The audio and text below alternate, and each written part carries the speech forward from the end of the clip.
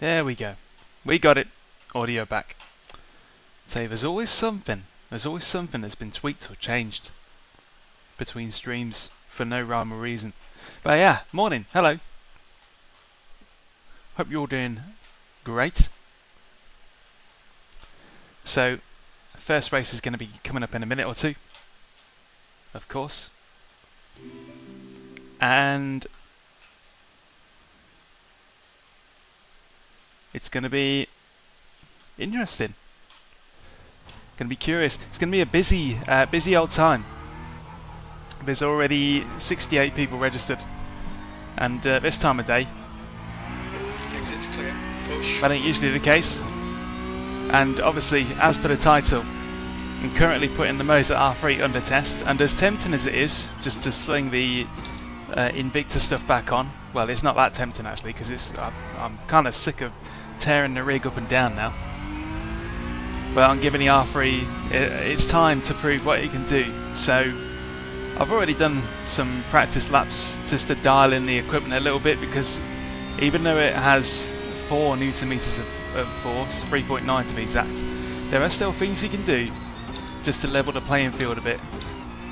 But I'm expecting to be on the back foot when it comes to braking, but not as bad as it could be. And I'm just going to have to concentrate that a little bit more, just to listen out for grip loss, car instability, all that sort of stuff. So it's going to be a good chance to see what the R3 can do. But so far, not a bad little cube at all. Not bad. Good for the money. Good for the money, but I think the R5 is just that little bit too close in terms of price to really make the R3 really good value. If the R3 was price dropped by like 50 quid, then it'd be absolutely perfect. But as of right now, it's good. Right, GT Omega Inertia Seat. Do I recommend it? I love mine. It's better than I expected it to be, essentially. Because it's a relatively cheap bucket seat with a slider and brackets, so cheaper than its equivalents,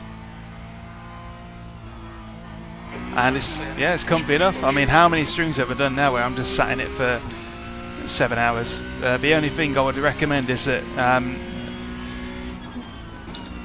I am 36-inch waist, and I wouldn't want to be any bigger. I'm probably at the very, very top end of what the seat is really designed to kind of accommodate. So if you're bigger than a 36-inch waist, then you might need another seat. But this one is great. Fits me great, hugs me really nice. 36-inch waist, and my t-shirt size would be large, so, and that's European large.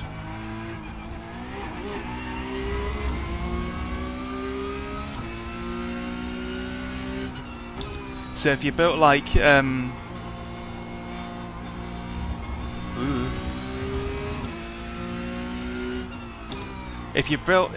sorry, let me start again, can't talk today.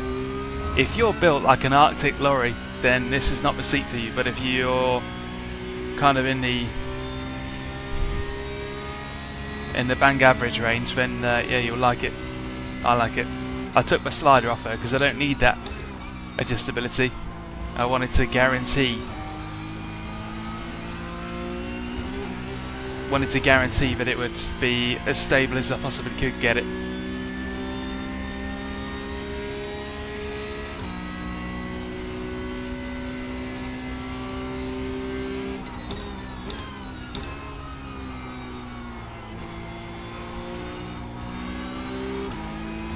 And the setup feels really understeery today.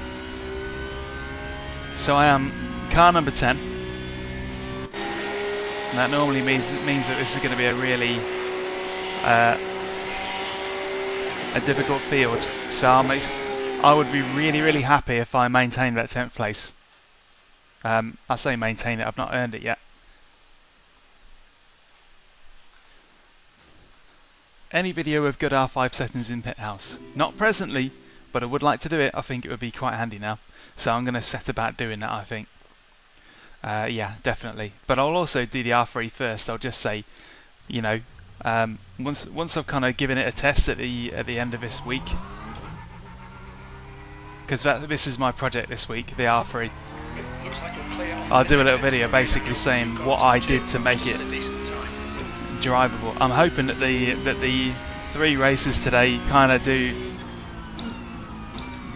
prove that this is perfectly usable for stuff like this.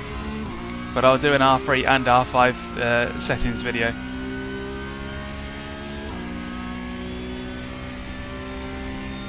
But the R3 first.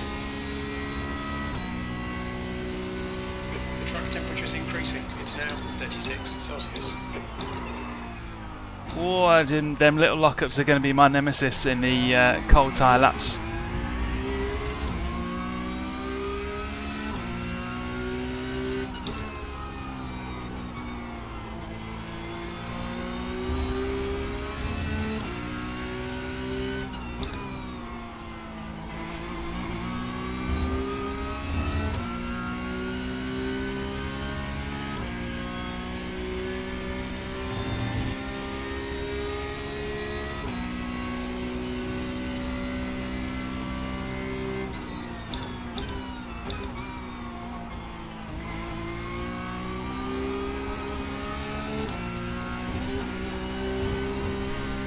Ugh. And there's little snaps that are going to be tricky to control.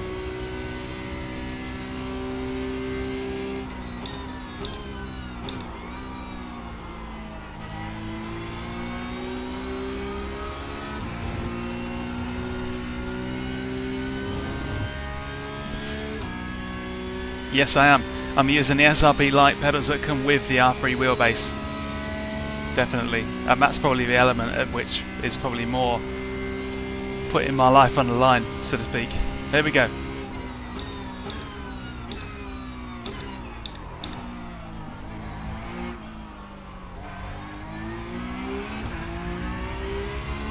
The SRP light throttle is great, no problems there, but it's for brake obviously. It's not a load cell and the spring isn't very progressive, but thanks to Pit House you can alleviate the pain.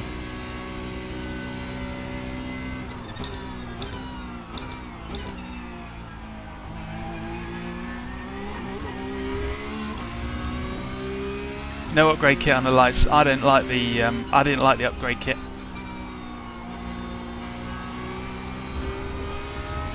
Still valid. Here we go. Still valid. Still valid. Oh man, I'm so glad they adjusted the track limits at Monza.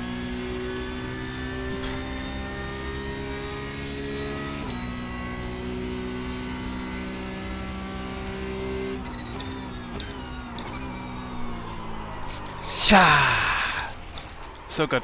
We've still got another lap in the bank.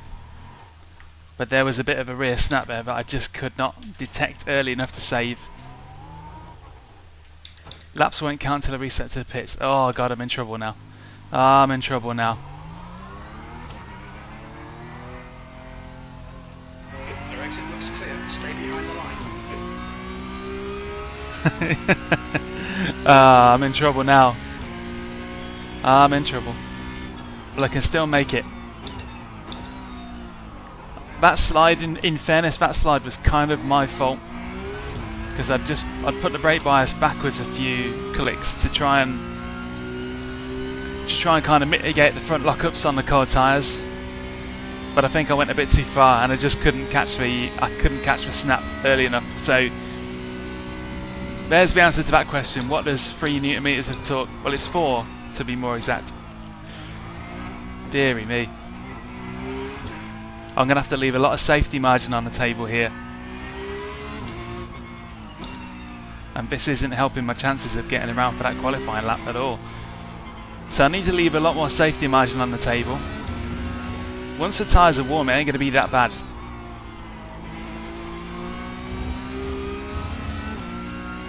But on cold tyres, it's really, really treacherous. So not looking forward to turn 1.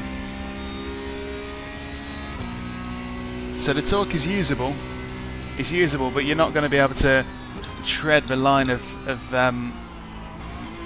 you're just not going to be able to tread the line as closely as you would with better kit. But that does not mean that you can't have a good time, and I pledge to do that in the next 3 races, because it's perfectly viable. I just need to respect the limits a bit more, because I can't feel them as clearly.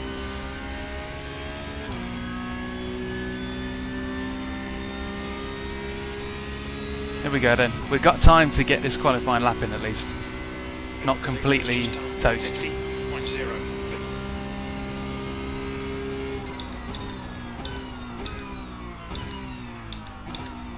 That was pretty slow though.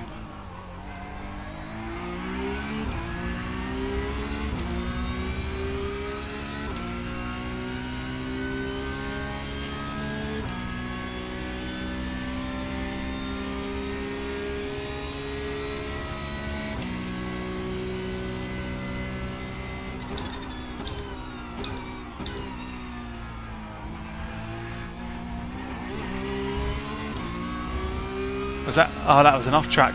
It's invalid. Well, there we go then. Starting from the back then. Still, I'll continue this through, because I do need the time to acclimatise. But that is a shame. Gonna have to fight from the back of the pack.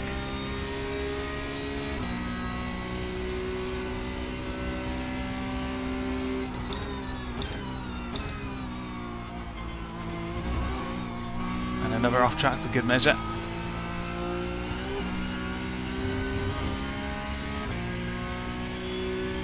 But ultimately this is what I kind of want. I want to see the R3's absolute best when I'm really trying, so that I can genuinely give genuine thoughts. Because if you're buying an R3, it's probably going to be the first base. It's probably going to be the first one. It's your alternative to CSL DD. It's going to be the first setup you get, and you're going to want to know, okay, I'm coming from G29 or something. How much of a step up is this going to be? And also, how long is that step up going to last before I get a bit tired of it? And is it going to put me on an even footing with folks in like top splits and stuff like that? So placing it in that kind of life cycle will be worthwhile. But there we go then. So back of the grid, probably the safest place for me. And the number 1 car also failed to get a quali lap in, so he's going to be absolutely sweating to get back up there.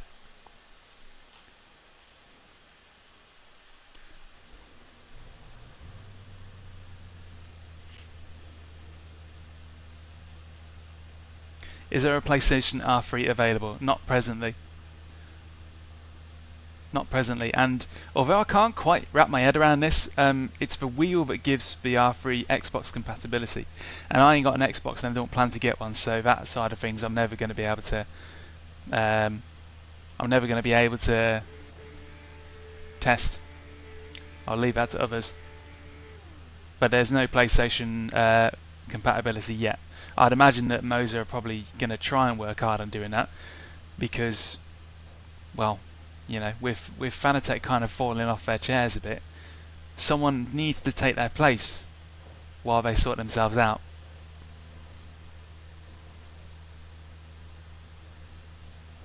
By learning the P-Cup car properly, the skill will translate well to other cars. Yeah, generally.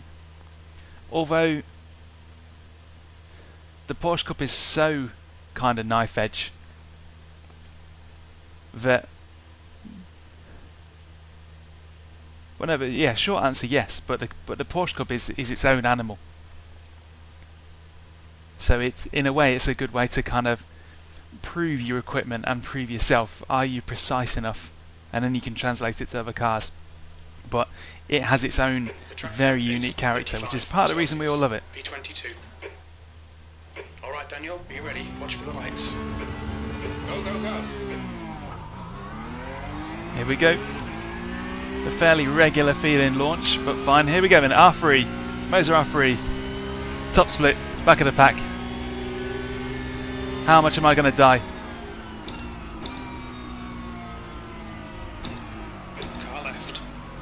This bit's okay. Still there. They're going to get in a bit of a tussle. Still there. Left side. Just need to survive. Curva Grande. Clear left. What are you doing, fella? What are you doing? What are you doing?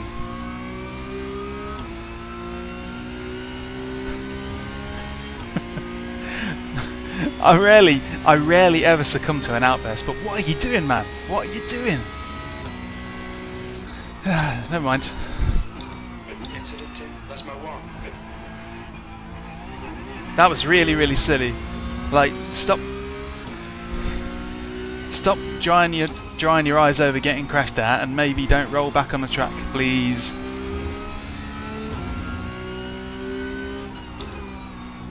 Never mind. We're still running, no meatball. Car looks intact, but well, meh.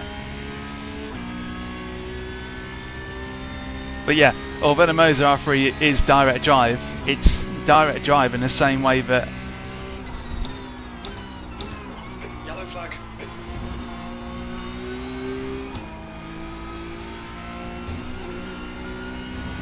it's direct drive in the same way that a Honda Civic and a Ferrari 488 have both got engines.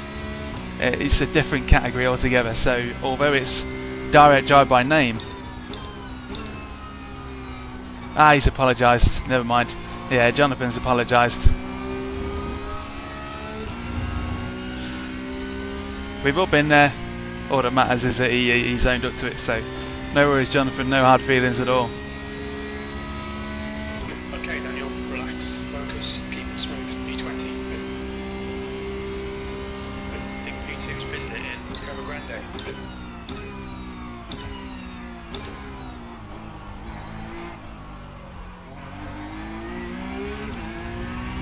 Come on.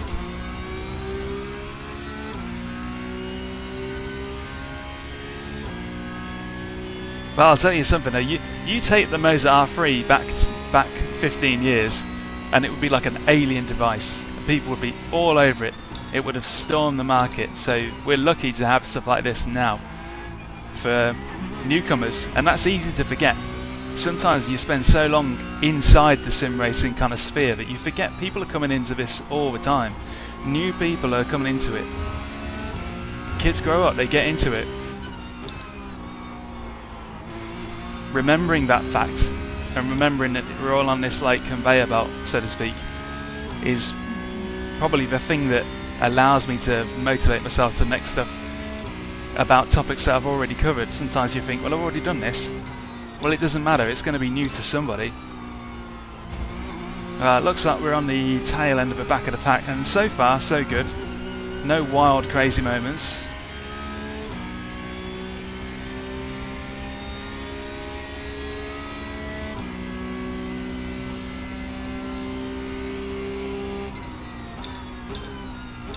One of the most important questions about hardware is, does it sell? Does it sell on eBay? Can you shift it for... Well, first of all, can you shift it? And if so, how much are you going to lose on it? So if you have a Moza R3 for like... You've just done a 151.4, sector 1 is 0.6 off the base. If you can buy a Moza R3 and then sell it like 6 months later and only eat like 60 quid, 70 quid loss, that's good value.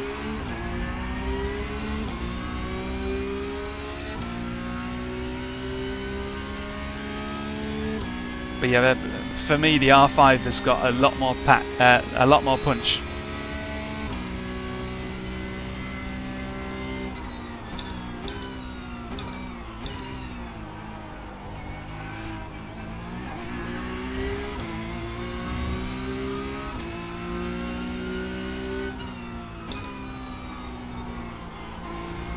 And we're in top split Porsche Cup, for Christ's sake, you know.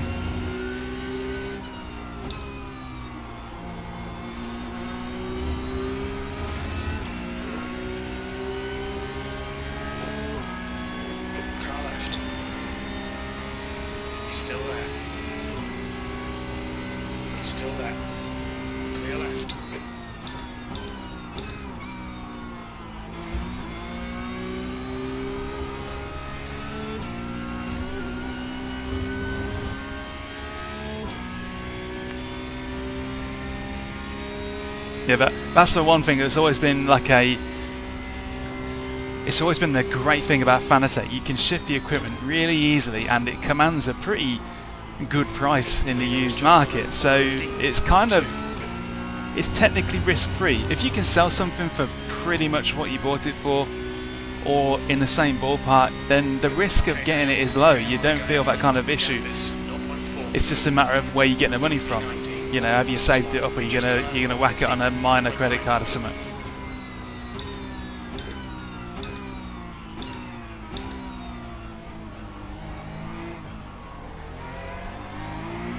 Hey.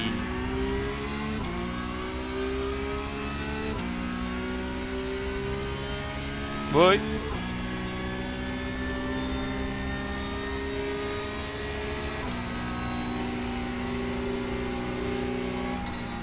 I can tell you one thing, I definitely am not going to be aiming to outbrake anybody, he says.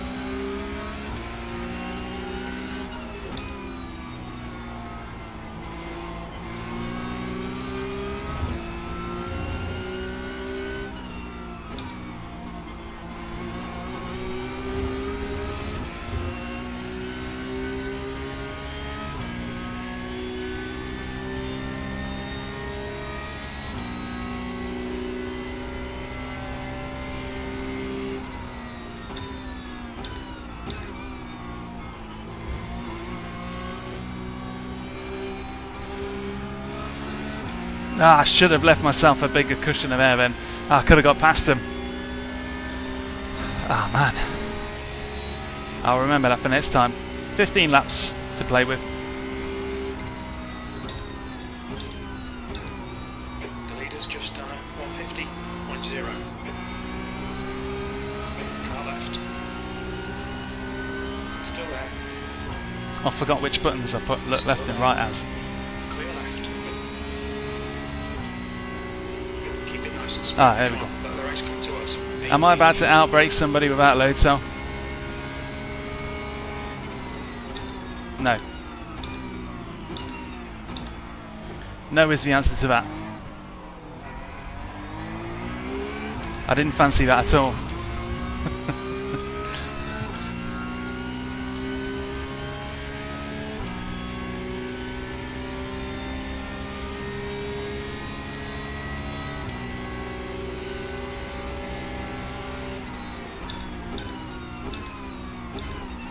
I'm going to get him on the exit of Ascari.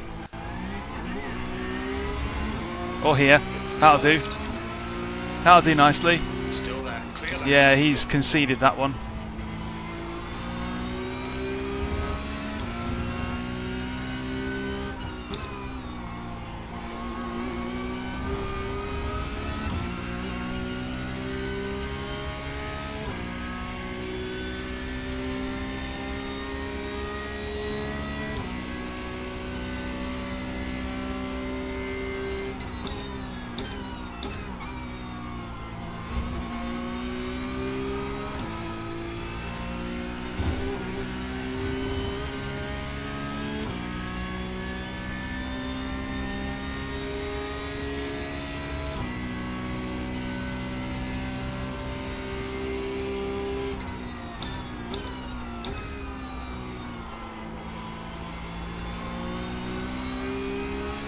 That guy's having a bad time, but I'll take a freebie.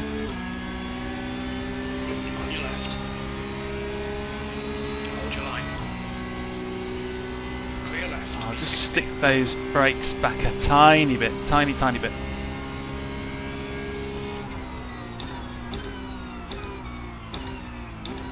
I can definitely sense that there's a lot of time being left on the table in the braking zones, but that's because I want to live. That guy's hesitating to move across. He might be serving a slowdown for all I know. We'll see. Slowly climbing back up.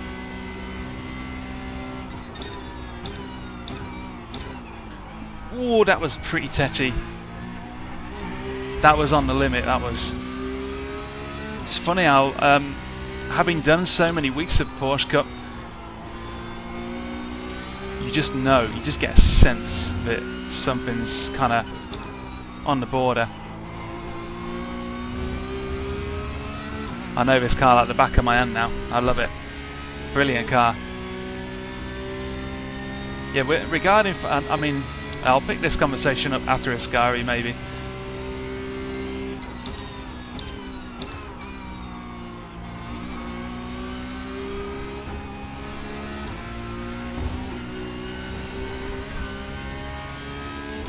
So Fanatec, I don't believe Fanatec's going to go completely, but there's a power struggle. It's a cash cow, and people are fighting over ownership of it. And it's kind of tearing them apart a little bit. It's like a very bad breakup. So they're going to be fine.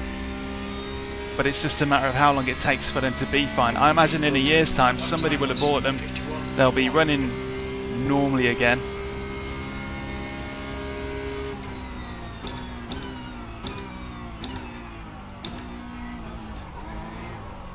But the thing that peeves me about the news cycle at the minute is the fact that I see people saying it all the time. Fanatec are bankrupt and they're out of business. They're not. There's a massive difference between bankruptcy and out of business and insolvency, which is where they are. There's a big difference. Whether they're heading that way is completely up for debate. You feel free to debate whether you think they're still going to be here after all their troubles, but they're absolutely not bankrupt, and it just gets parroted time and time again.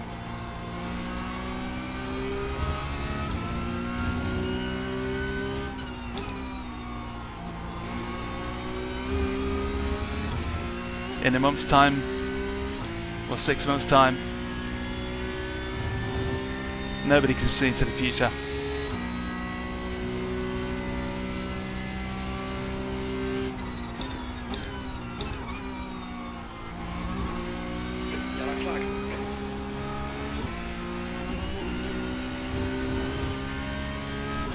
Incident count is climbing up. CS Racing, you got a higher S out of me, yeah. Wow, there's a lot of A's this week. Yeah, my safety rating has been basically demolished by my hunger for curbs and my addiction to track limit contraventions. I love eating them curbs and getting them track limits. Okay, Daniel, lap times are pretty consistent.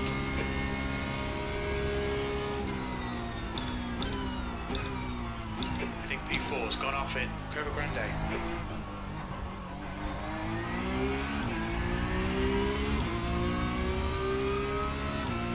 It's kind of difficult for me to tell exactly how much time is being lost under braking, but I know there's a good handful of attempts there. I know it just from the sound of the engine decelerating.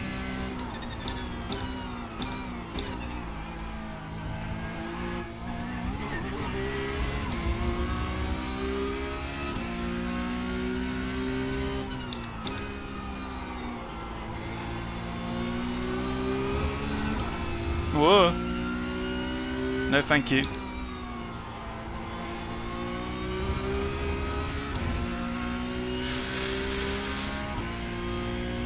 What monitor am I using? I'm using the a Samsung 34-inch ultra-wide single. You can see more of what I'm using in a very recent video that describes how my rig no longer has a permanent monitor.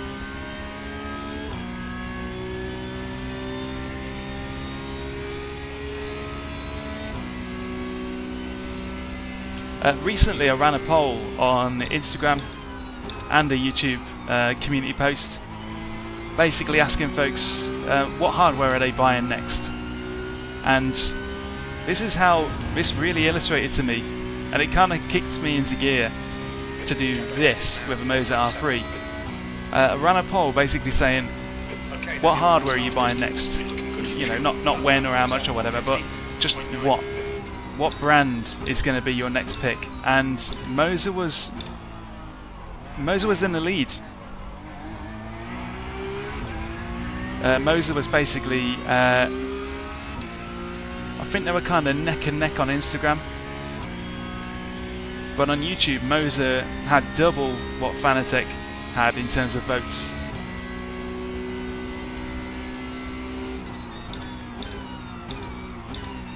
Hi Hawkin, did the schedule say 11:45 PM then or what? Did I mess that up?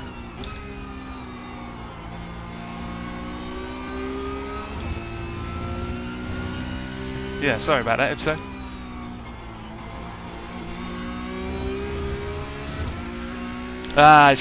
Yeah, sorry about that.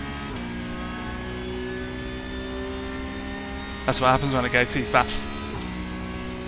But here we are then, we're in 13th and our iRacing, oh there we go, there's contacts. And that looks like Harley Keeble, a couple of others. Behind us now, 3.1. There's an incident in Ascari. It looks like Perez.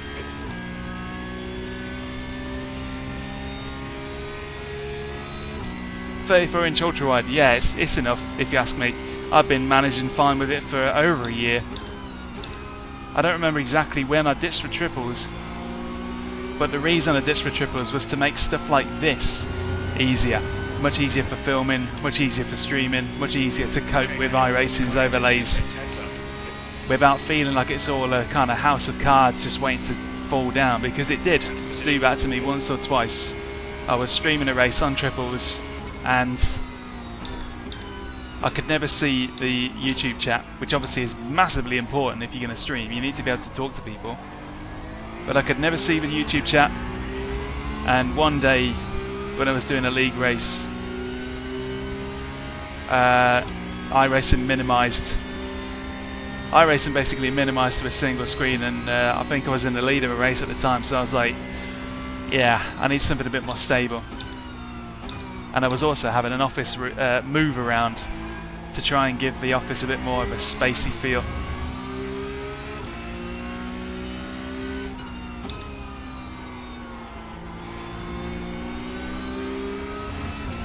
But we are 10th and our car number is 10, so I'm going to be gaining iRacing here, mostly by virtue of a lot of other people kind of overcooking it. These are the default pedals, so the pedals I'm using are the SRP lights. That's what you get in the R3 and R5 bundle, and you know, just to clear up any confusion, the pedals are easily the weakest part of those bundles. Not going to lie, the wheelbases are pretty good for what they are, but it's the pedals that will kind of make things difficult, at least when you're in like cars like this where you've got to be precise. Stay close. A little front right lock up.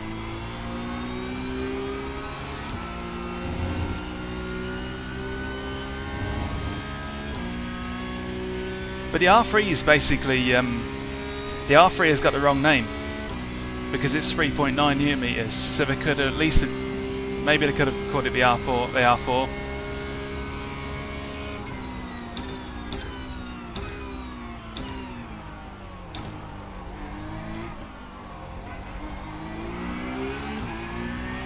Lovely. This is nice. Might end up 7th if we're lucky. These guys look pretty beat up, and this looks spicy.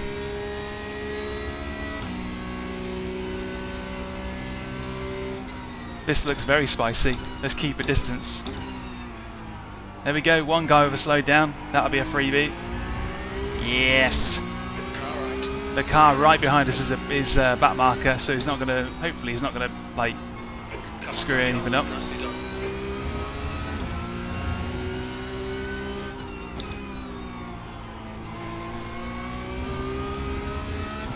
So we're 9th because of that guy's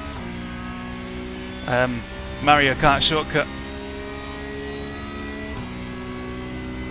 Well, Hawken, basically this week's project is to finally set about and give the R3 a little video review. I've had it for a long time, but because Moza's kind of difficulty in getting it to market with the Microsoft licensing, it just kind of sat on a shelf, and I'm usually behind the curve anyway. I'm basically like I'm the second wave momentum kind of guy. I'm never quick enough to be in the review cycle on product release. The only time I ever managed that was with the Moza KS wheel, and that was because I was really excited about it. That was actually a pretty decent wheel. But that's what spurred it on.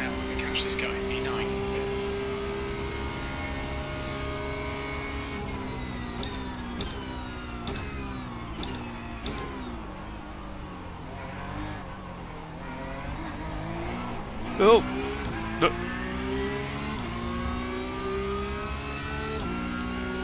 See, 4 Newton meters isn't loads, but it's enough to detect stuff like that. Right, we got a guy in a Fernando Alonso skin, paint rather, side by side with somebody else. I can't imagine that's going to end well.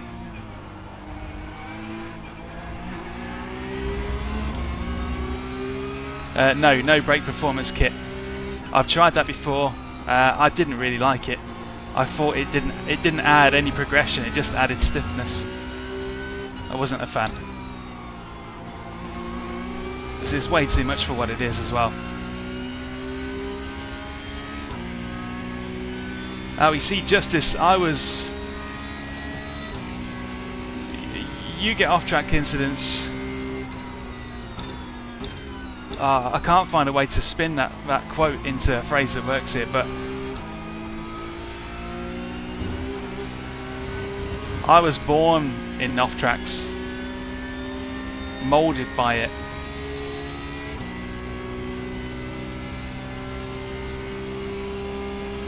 I didn't see a Nortex incident race until I was a man. That didn't really work, did it? I'm trying to bend the Batman Bane quote into something that works here, but it doesn't. We're gonna have an almighty crash here, yes we are. Someone is. Better not be me. I'm backing out. On your right. Clear right.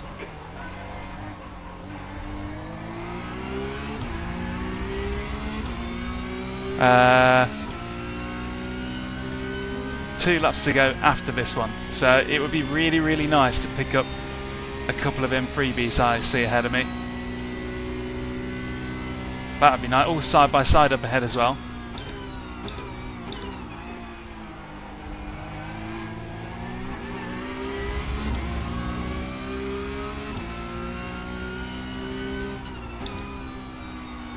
G29 would be really difficult. The pedals, great. The standard pedals, maybe not so much, but the Truebrake is cheap enough to be like really a really appealing upgrade to do. I loved the Truebrake. I ran the Logitech G29 pedal set with a Moza R12 and did a whole season of a Porsche Cup league with it. So basically to prove that it was a good mod. I am one off track away from getting put in the naughty corner. Oh, front right snatch. Nope, no way. Oh, I'm on 15x now. This is all going bad. I think at 15x I kind of have to step back and look at myself in the mirror. That's too much. So the Truebrake mod, you'll see a link. Don't do that. Don't bump draft me. I'm on 15x. No, thank you.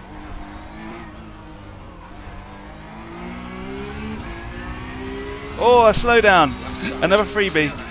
Celebrate. So you'll see a link to AXC Sim in the video description. Go there. They sell the Truebrake. They've been doing it for years and years. I loved it. I recommend it heartily.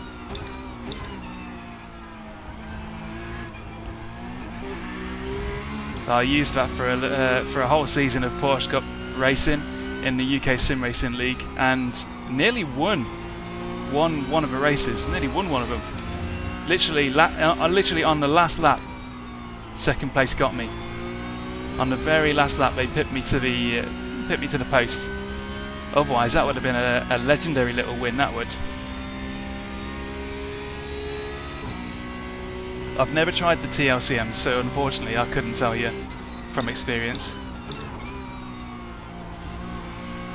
The gap behind is now 1.2. But one thing I can tell you is that the Moza SRP lights, they're the ones that I'm using now, no load cell on them. What makes them viable, the only reason I've been able to keep up with this lot is because in pit house you can set pedal curves, and I've been testing and tweaking them to make it so that it's much easier to brake in the Porsche Cup. You can't do that with the Fanatec stuff. So Fanatec CSL pedals, the basic set, have always been really dire, even though they've got the same basic build and feel to them. You can't edit the curves.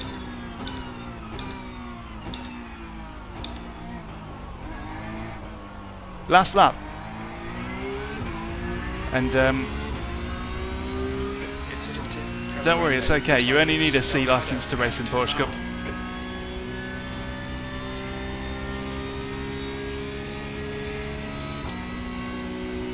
From the back of the grid to 8th place, how about that?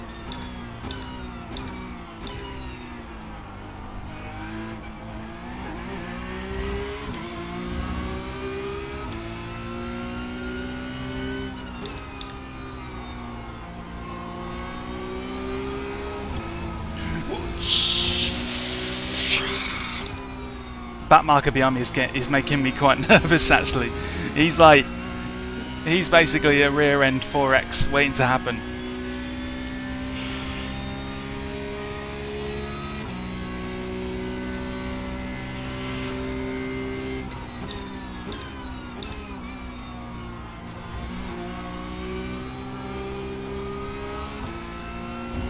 Just bring it home.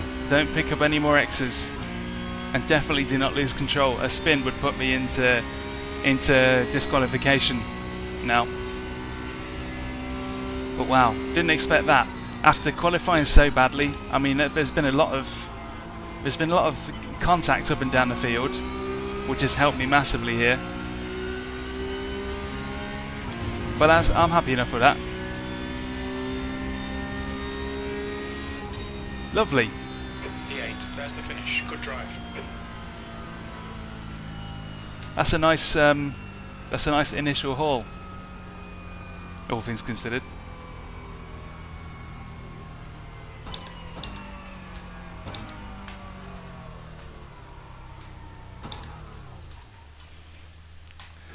Who was it that was behind me? We estimate 2 laps of fuel left, 3.1 litres per lap.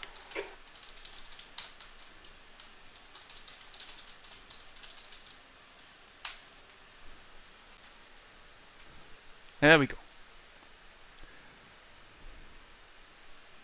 Not bad.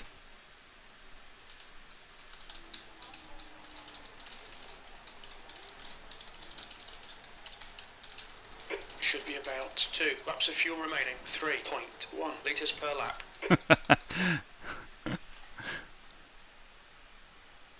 Yeah. So Jonathan was the fella that got turned around on lap 2 or something. Lap 1, I think. Okay, so Monza starts are always so much fun to see, aren't they? Okay, so everybody makes it through the first half, but it's here where it all starts to go a bit wrong. There's a bit of like concertina effect. Oh, come on. You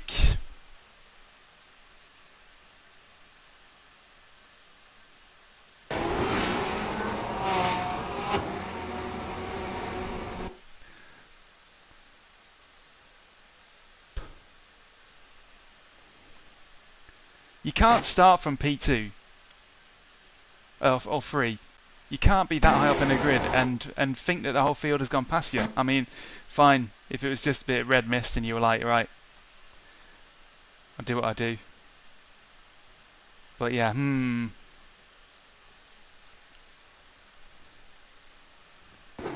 No harm done. Not really, anyway.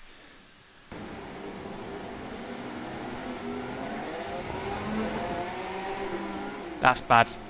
That's bad, and he would have come off worse from that, because he would have got a real, like, a proper little ping to the rear right. So his car probably drove like a dustbin after that.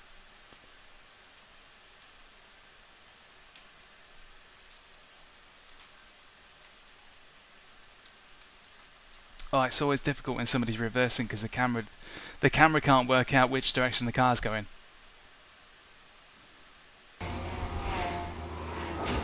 There we go. See that? Look at that. So this is me slow-mo. He's just reversed onto track in front of me. Bosh.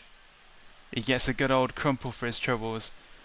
So unfortunately, reversing back onto track was not the move.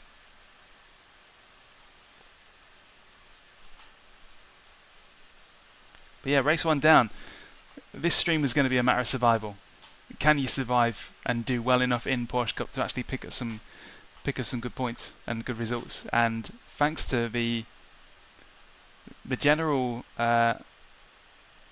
barbaro temperament of everyone ahead of me, picked up a lot of freebies there. Didn't actually do. I think I only did one legitimate overtake in that race. So I'm definitely bags slower than I would be if I was on high-end kit. That's not the thing we're trying to do here. Of course I am. This £400 R3 bundle compared to the blooming, well, let me calculate it. The Invictus setup that I was using up until today would have been 2k. So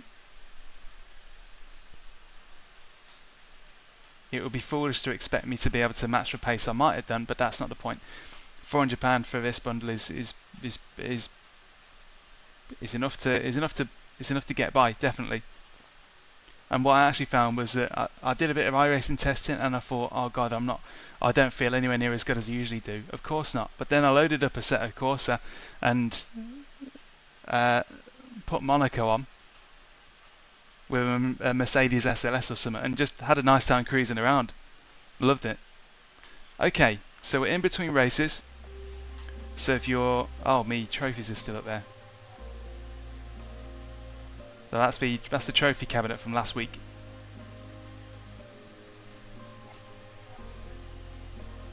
What position did I actually finish there? So an 8th place finish.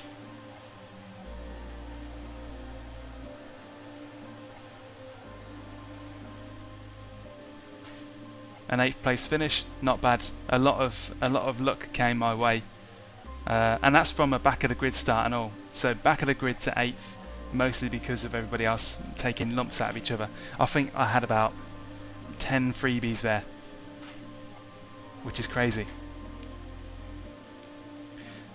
Okay, so I'm just going to read through a couple of questions just to catch up. How's the R3 compared to the R5? The R5 has got loads more power. There's 3.9 in the R3 compared to 5.5 in the R5.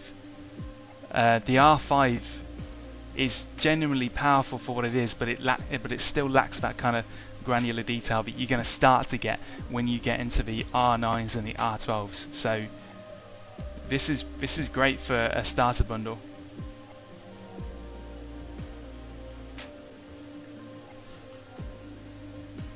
Really, really good for a starter bundle, but it is a sliding scale of cost. The R5 is currently only like 60 quid more than this, and that is 60 quid well spent, because the pedals that you get in the R3 and the R5 are completely the same.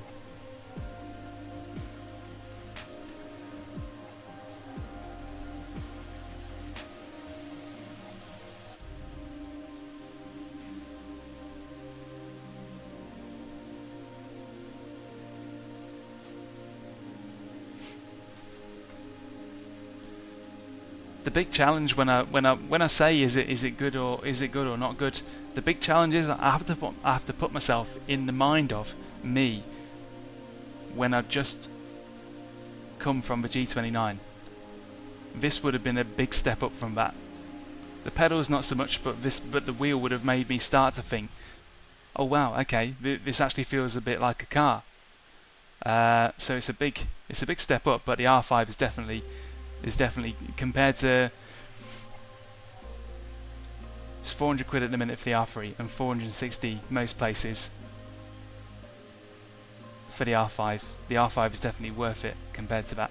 If they were to chop the price of the R3 by 30, 40, 50 quid, then you're really starting to get into the realms of the R3 is very, very worthwhile in its own right. Next race then. Just going to join the practice and get some basic laps in.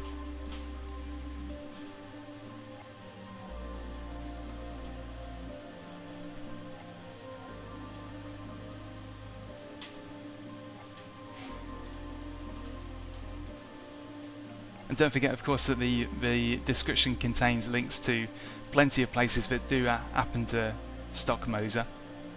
So you can get it from Moza Direct, but Moza Direct is okay if you're in the EU and the US and the general Asia region, I believe.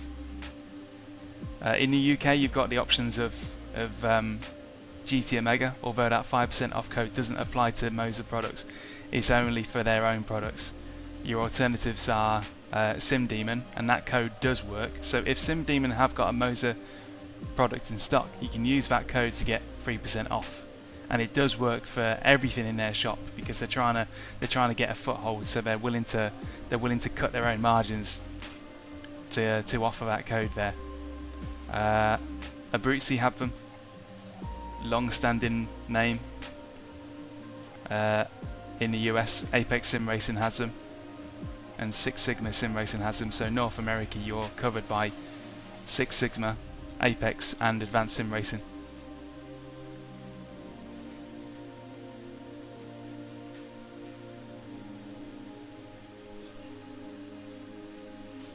Is it worth buying a G adapter with the Logitech pedals with Truebrake and hook it up to the R3 base? Personally, yeah, I'd do that because I basically kind of did do that with the R12. So when I was giving the Truebrake its proper, when I was putting the Truebrake through its proper paces, I used it for a whole season of Porsche Cup racing. I put a Truebrake in it and I swapped the springs around so that the brake spring was in the clutch and the clutch spring was in the throttle. If you go back and look at my video library, you'll see a Truebrake review, the more recent of the two, because I did one a while back but it wasn't very in-depth. The more recent Truebrake review details everything I did. I recommend it as a cheap way to get pedals you already own, put a little mod in them, and they do genuinely become really, really good pedals for not a lot of money, double digit money.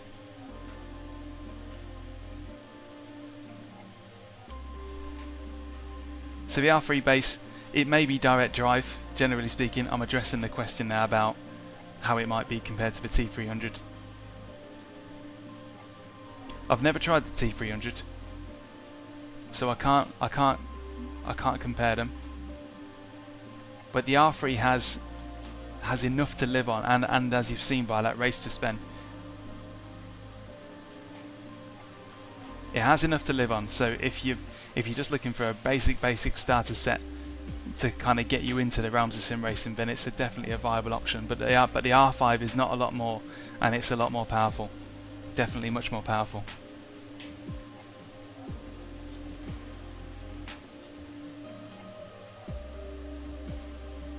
And also, I'm coming to this from a context of for the past few months, I've been using an Acertec Invictus setup, which is 27 Newton meters, although I only had it set to 18.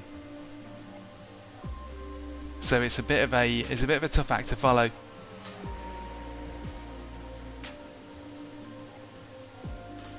But with some acclimatization, you know, I've only been using this since yesterday.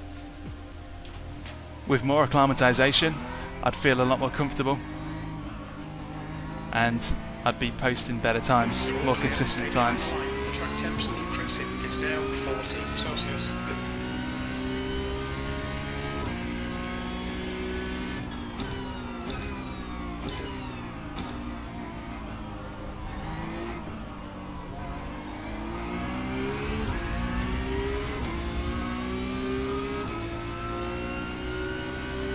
And as I mentioned previously, the thing to consider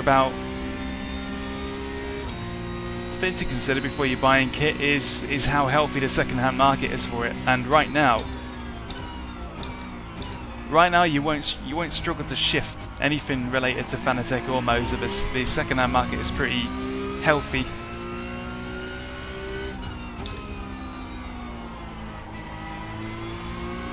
Because that's always a factor. Whenever I buy something for review, and I know I'm not going to have it for a long time, I always think of, am I going to be able to sell this on once I have no more need for it? And that's the same concern that you would have yourselves. If I buy the R3 and it isn't enough, can I shift it on without much trouble? I don't think you'll have much trouble shifting it on. I always go to, oh,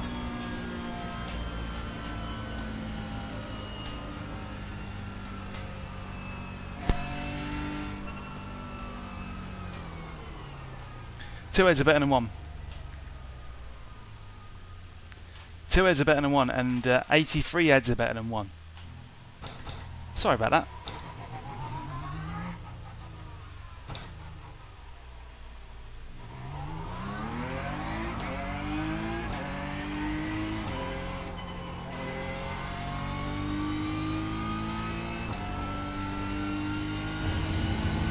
That's the ugly side of not having a stream deck or anything like that.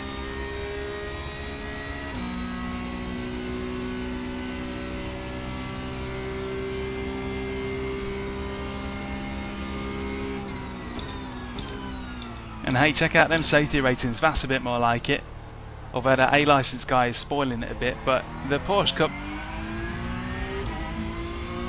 extols a heavy price from your safety rating, just because you want to go fast in it, and that means you're constantly overstepping track limits.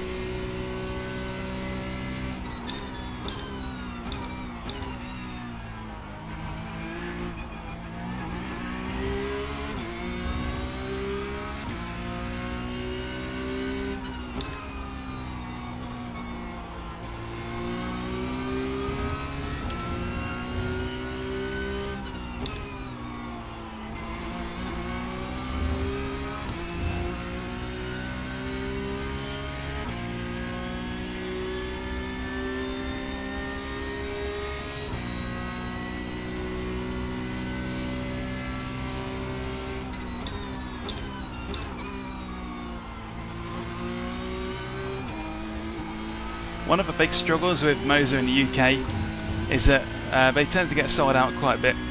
So you kind of have to be quick off the mark. I think the only place that currently has an R3 in stock in the UK is Overclockers UK.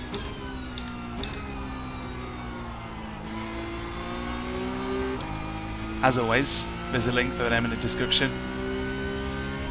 But I think they probably have a bit of a more streamlined line to Moza for some reason, which doesn't seem right. Could be complete conjecture there. Could be nothing to do with it. Okay, Daniel, you've used half your fuel.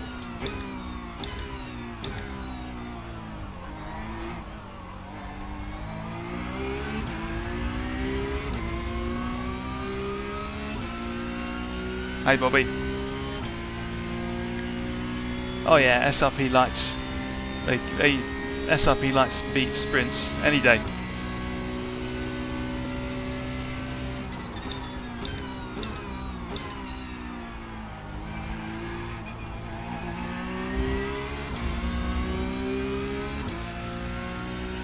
The R5 wheel does have lights, they're just not very good. So the R3 and R5 do have a little rev strip, but it's so kind of out the way and down there that it doesn't actually really kind of do anything useful or practical.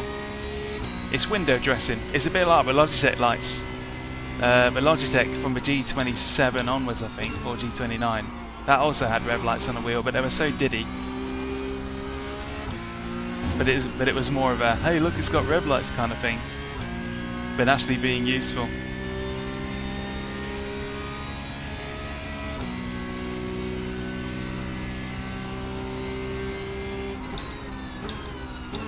Oh yeah, the button lights. So the ES wheel,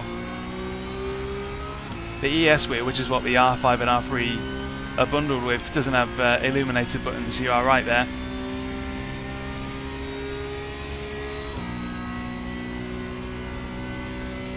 We're running on fumes, mate. In this lap, this lap, please Daniel, 7th position. You're currently 0.6 off the pace. Your last lap time was at 150.8. So I've just done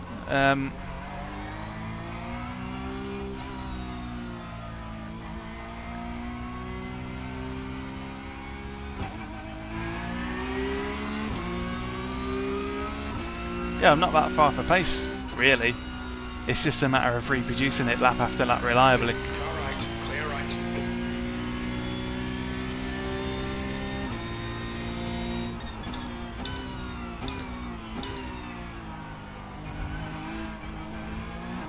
Here we go, race 2. I'm gonna love this. I'm really enjoying this. I'm definitely not sweating as much as I normally do, I'll tell you that.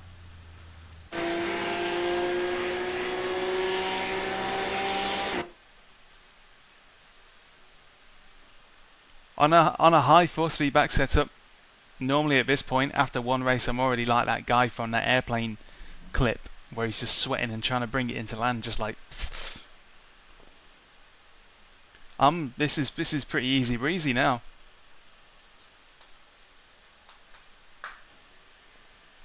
R3 base is nice and cool because I know that came up for some people for a while. Never happened to me. But that was another thing I wanted to see. So remind me at the end of this race. I know it's Monza and it ain't exactly high demand,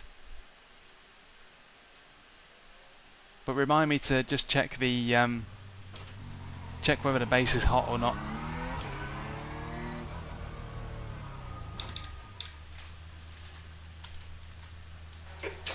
Litres remaining.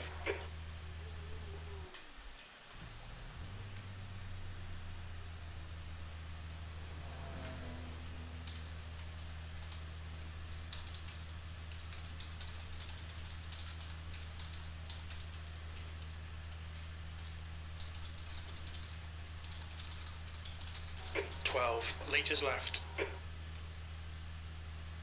The track temperature's rising. It's now 33 Celsius. 12 litres remaining. Awesome. There you go.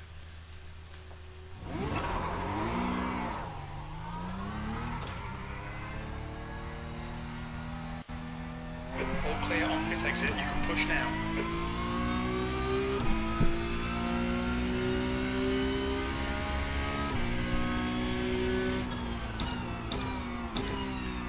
Mega G-force.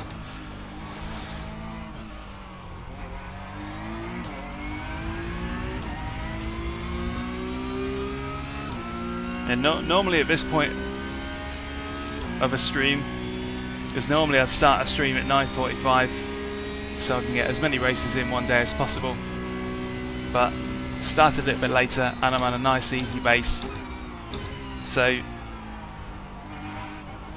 I'm not sweating buckets like I normally am.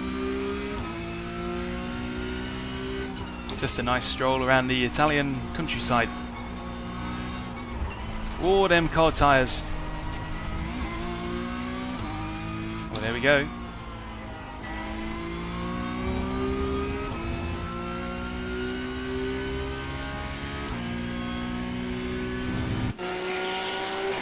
You know what the word of 2024 is going to be? It's going to be bro.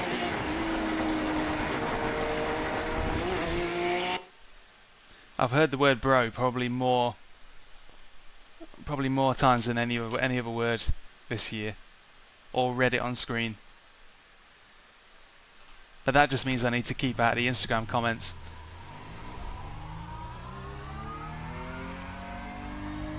Okay.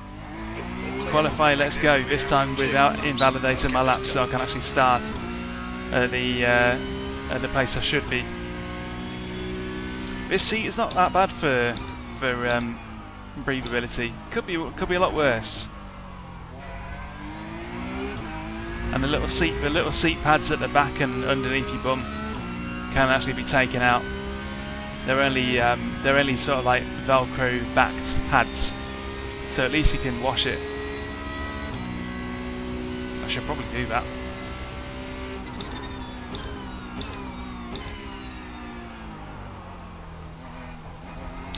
Oh, cold tyres, awful, awful. The track temperature is increasing. It's now 32 Celsius.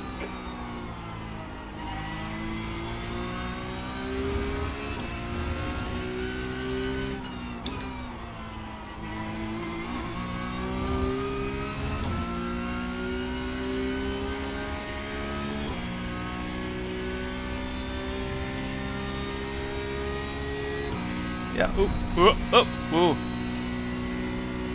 That was a bad time to look at chat. Yeah, I didn't like the RSXR. It didn't fit me. Just kind of felt like sitting on a felt like a bus seat, really. Felt too open. It didn't cuddle me at all like this one does.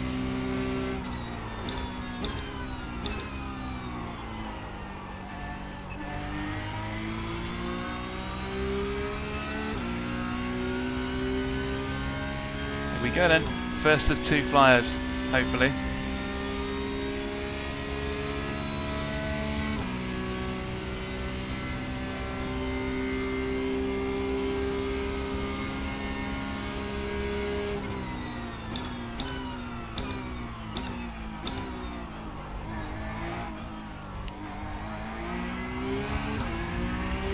Yo.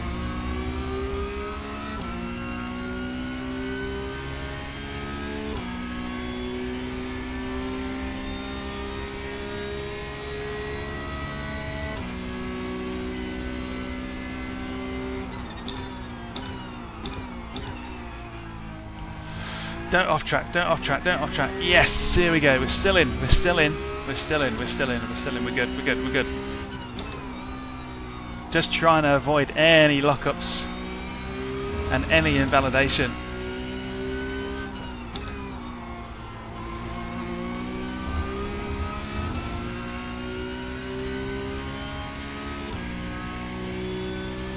But one way to know more about equipment is what's worrying me the most. What's taking all my attention.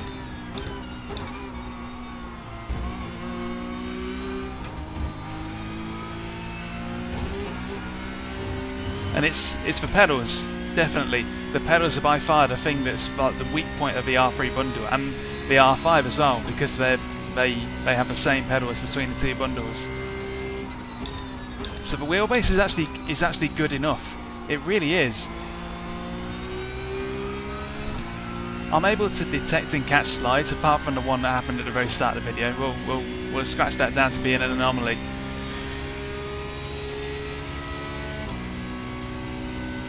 But I don't have any trouble steering the car and whatnot, and sort of sensing the weight and stuff like that. It's just the braking. The braking is definitely the weak point because the pedals are the weak point. Throttle's fine. The throttle's nice and smooth, and normally I'd race in boots, but there's no way I would do that with this.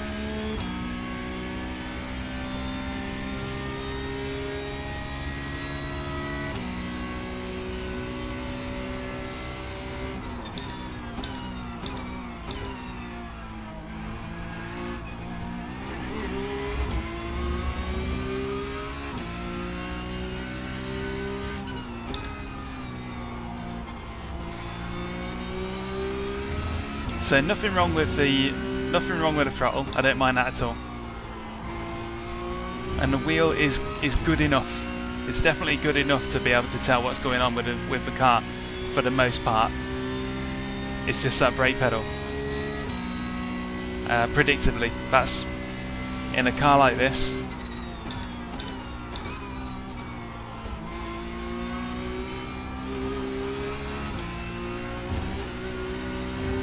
It's off track anyway, and it wasn't an improvement, to be fair. I wasn't improving on my previous lap.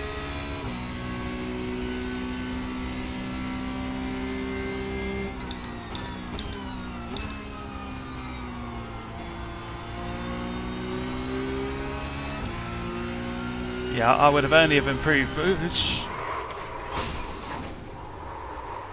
luck, Daniel. That looked bad. You okay?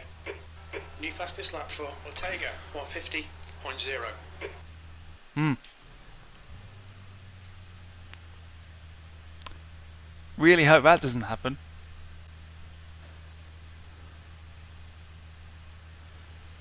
I shouldn't talk through corners.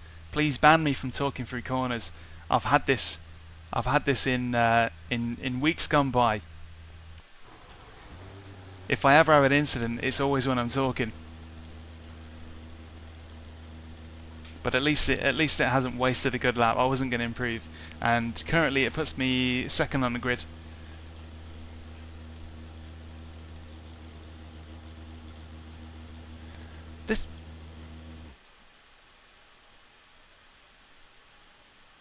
This ain't the same split, is it?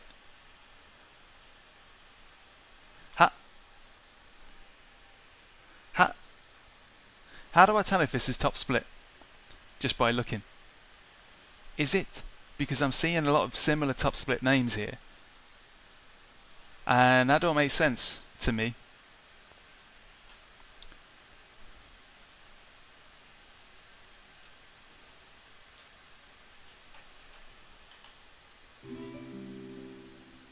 I can't read the strength of field because my blooming track map is in the way for me.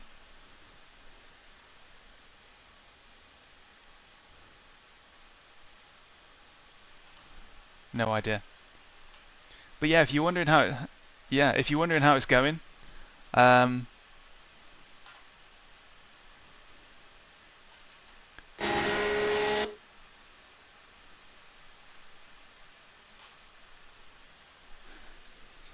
if you're wondering how it's going, I guess that's your answer.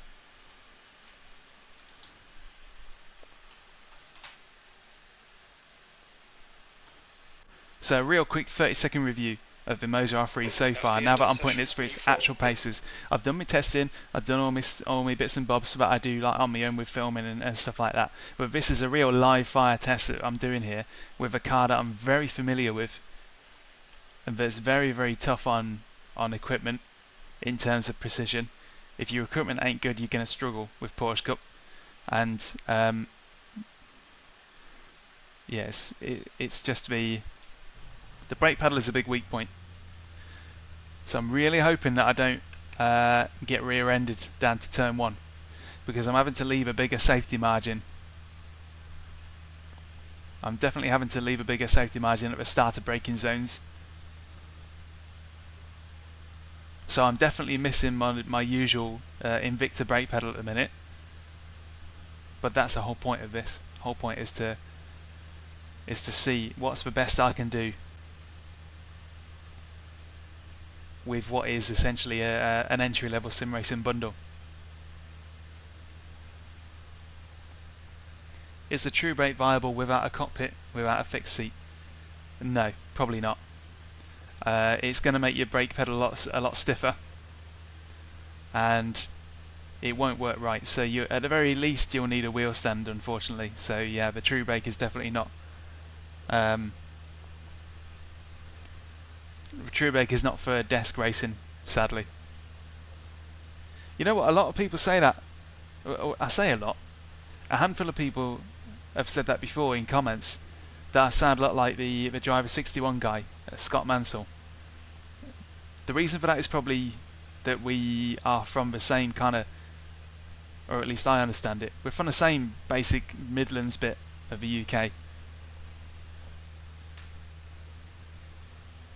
I think he's from there anyway.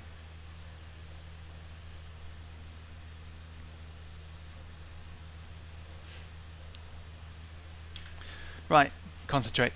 The track temp is 32 Celsius. The air temp is 24 Celsius.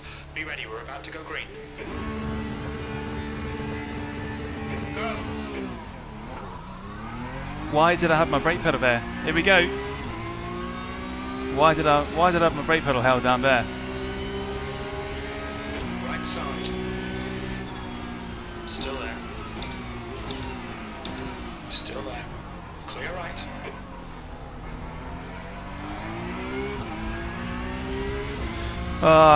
That's in with a slowdown. So we're up to podium position now. Honestly, that's surprising to me. Come on, come on, take each other out, take each other out. Go on. It would have been perfect karma if I had a massive front brake lockup then. I would have deserved it. Oh, fourth is off. Fourth is out of here.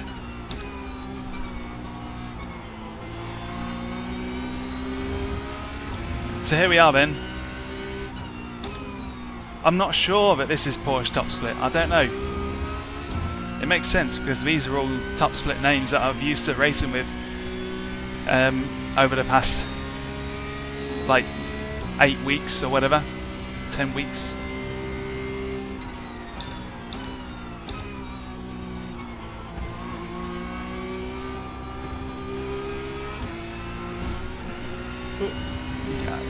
Yeah, I can take that off track. I accept that. I expect this to be a downward slide. I don't expect to be able to hold on to third, and that was always a common feature when I had my G29 and G93. I'd be able to stick a good quali lap in, but races demand consistency. Otherwise, you'll gradually lose places, and it becomes quite mentally tricky to hold on to those places. You just don't want to lose them.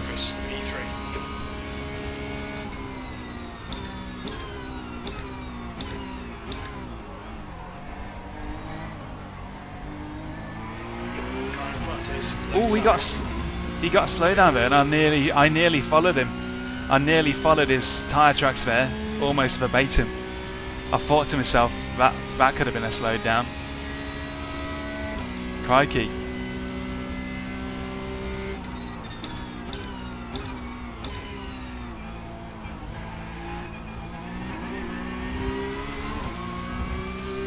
So that's where we are.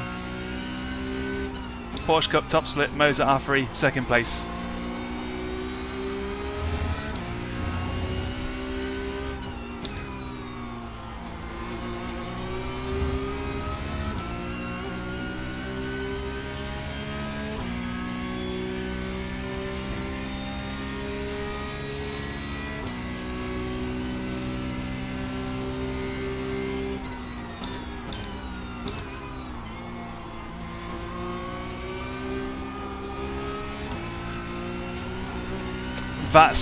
That's a really tetchy section of track there.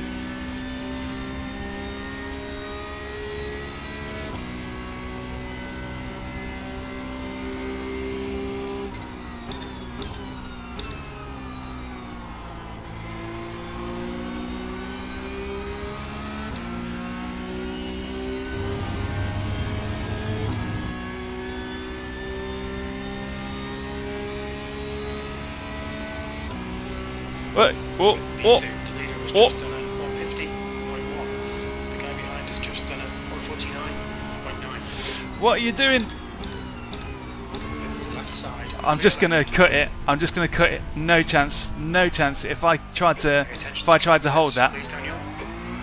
You need to slow down to get back the time gained.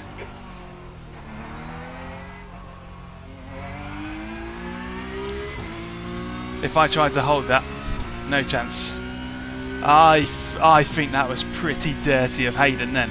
I think he knew exactly what he was doing there. He scared me into an overshoot.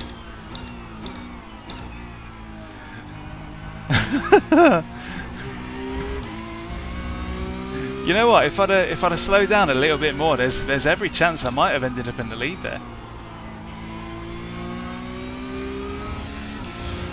Never mind.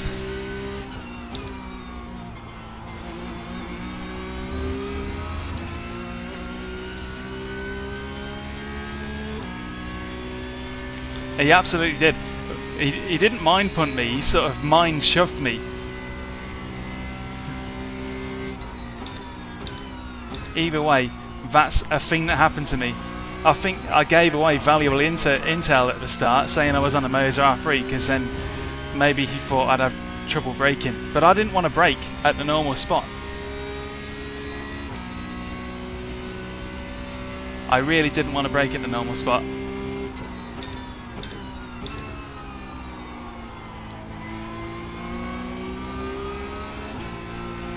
And I'm glad that I had the presence of mind just to completely blow past the leader, because there'd have been no way I would have saved it, and there could have been contact.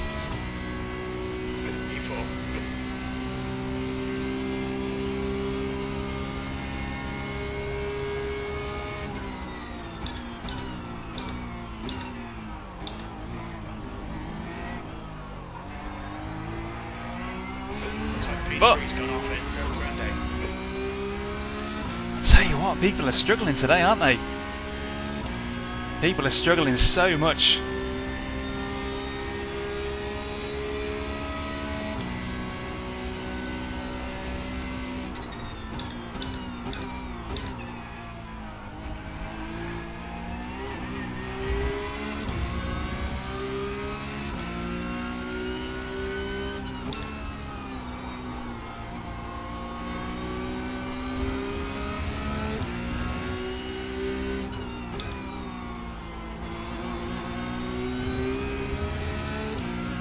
It was second place that mine punted me, so he's still going. He's still attacking the leader. Hopefully, they get into a bit of trouble themselves.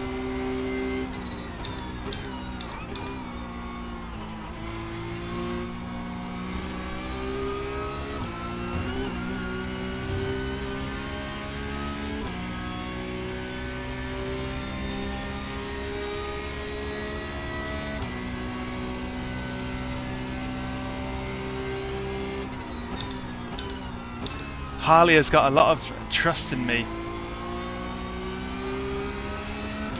not to brake early, and I mean, so far so good with the brakes. It's not been that bad. 49.9. P3, sector 1 is 0.5 off the pace. Car left. Clear left. It's probably best I don't play that bump drafting game with Harley right now. Daniel, don't panic, we'll get him back.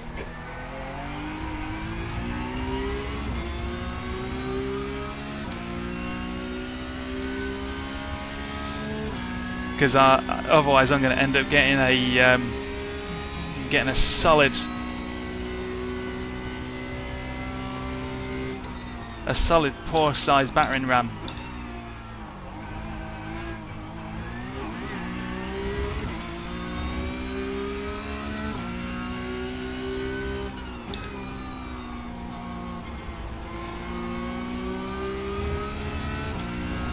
First and second are gone. I do feel slightly despondent when in situations like this, on my normal equipment, I'm 100% sure that I would now be tangling with P1 and P2. So I do feel slightly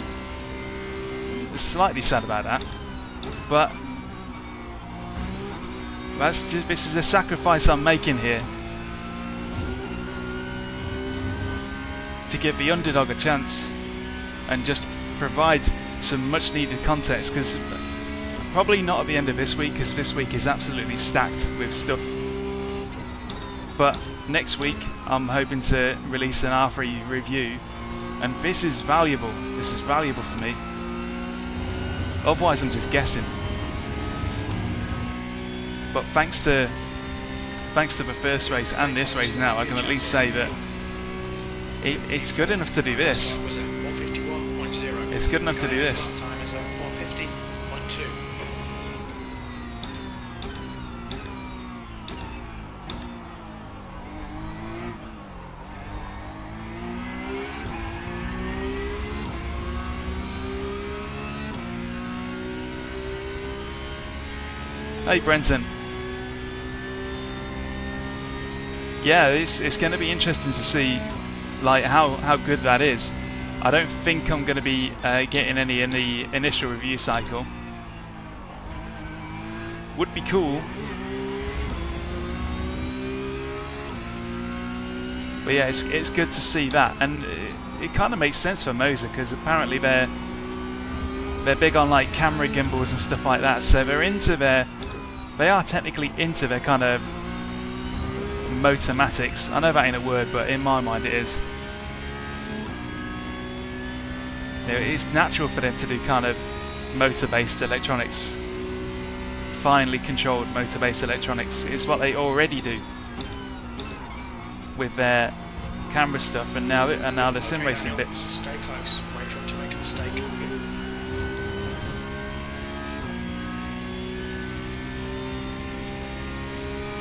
What's at the NEC? I mean, it's a no, unfortunately. But what's at the NEC?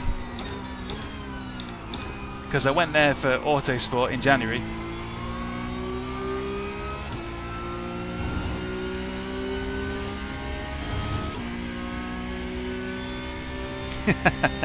Hey, thanks for that. It's nice to have nice to have someone have my back. I'm sure that Samsung definitely sat up and took notice.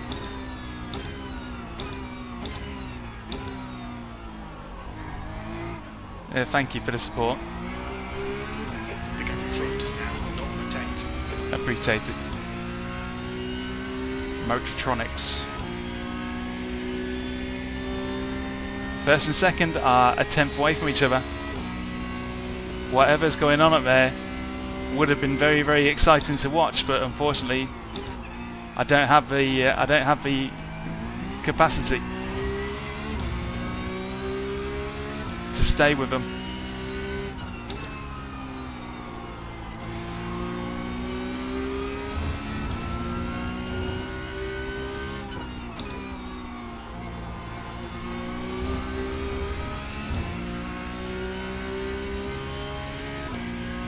Any tips for overdriving? Just chill out a bit.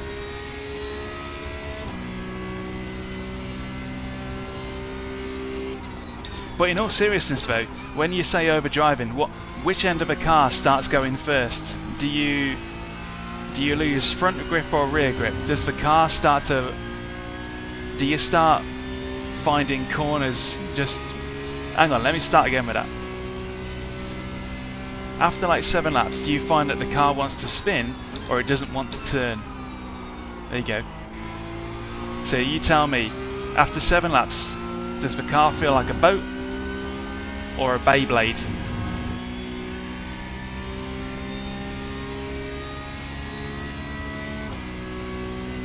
That lap was at 150.6. Doesn't want to turn. Yeah, so I'll wait for an additional answer on that one.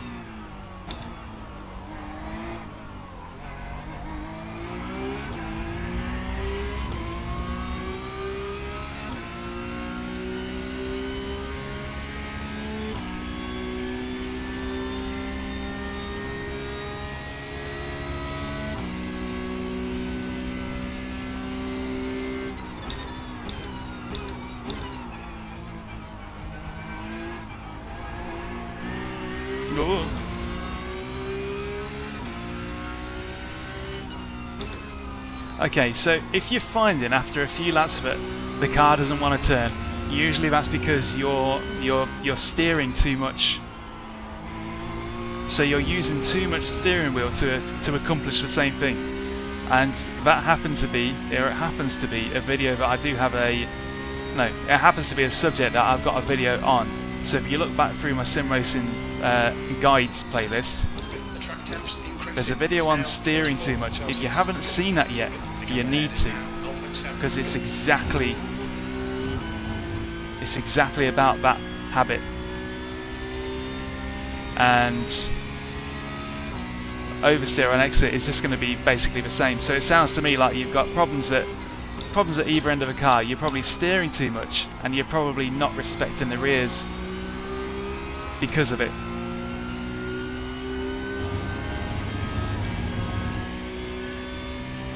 You check it out. It's a good video. Well, I would say that, but it is because it's a habit that I see time and time and time again. My teammate Dean Powell, who if you used to watch my league races like on Tuesday nights or Sunday nights or whatever, a little while back, Dean Powell, who's also, you know, in real life mate of mine, known him since school, he did that when he was getting to grips with it and learning what the score was. He used to turn the wheel too much, and he would always comment that it would lose its ability to turn, and he could never figure out why he used to lose pace relative to me, and it was because of that. So when he started looking at my steering wheel angles that is, when he started looking at my steering wheel angles compared to his, it clicked. So that video is all about that particular habit that a lot of people do, especially when you're just kind of trying to get out of beginner and into the intermediate phase, because it's a silent problem. You don't usually know that that's what's causing it until it's pointed out to you, and sim racing is full of those kind of things. It's like it would take you ages to learn it just by pure intuition. I think the video is called Steering Too Much, or that's in the title. Steering Too Much. That's part of the title, so if you search for that in my library you'll see it. And the thumbnail looks like the thumbnail's got a Ferrari 488 in it that's turning to the left, or turning to your left. Hold your line. He's still there, clear left. Awesome, well done.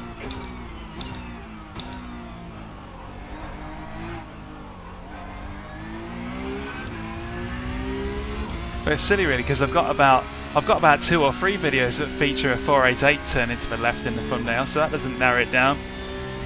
But it has got the phrase steering too much in it.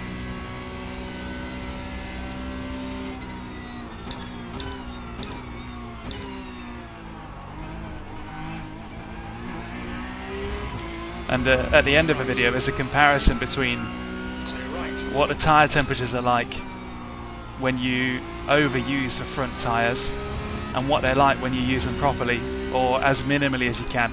That's what it's all about. You want to get around the track as quickly as you can whilst using the least amount of resources that you can. That's it.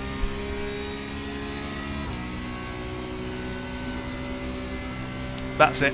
Are you steering too much? I mean, what a mouthful of a title. Maybe that isn't very optimized, but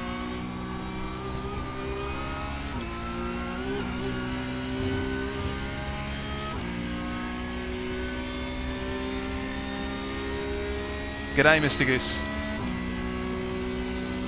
I've not yet done a video on the settings I'm using. The R3 has spent less than 24 hours on the rig,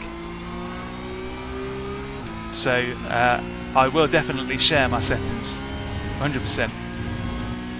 There's only so much you can do with 4 Newton meters of power. It's any flavour that you put in there, it's kind of like flavoured water. It's still going to be water at the end of the day. It's just got an essence of something else, but it does make a difference. So I will share my settings.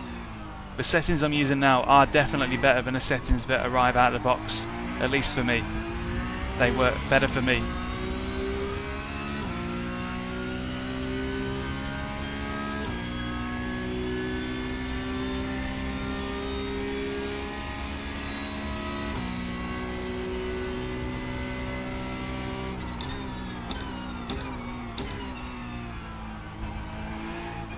Here we go. I mean, I can't believe I'm kind of achieving a flow state here.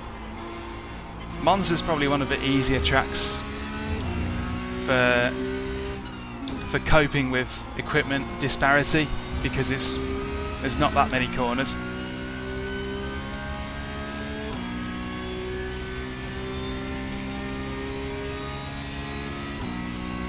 But I'm relaxed. I feel pretty relaxed, generally speaking. That would have been an excellent moment for a spin. A spin under brake in there would have been comedy gold. How's my pace with the R3 versus previous paces? It's better than you would expect, but there's no doubt about it. If I was on my usual setup, which is like hydraulic pedals, 18 Newton meters of force, then I would definitely be on the tail of P1 and P2 right now. That would definitely be true. So I do miss that. Sector 2 is 0.5 off the pace.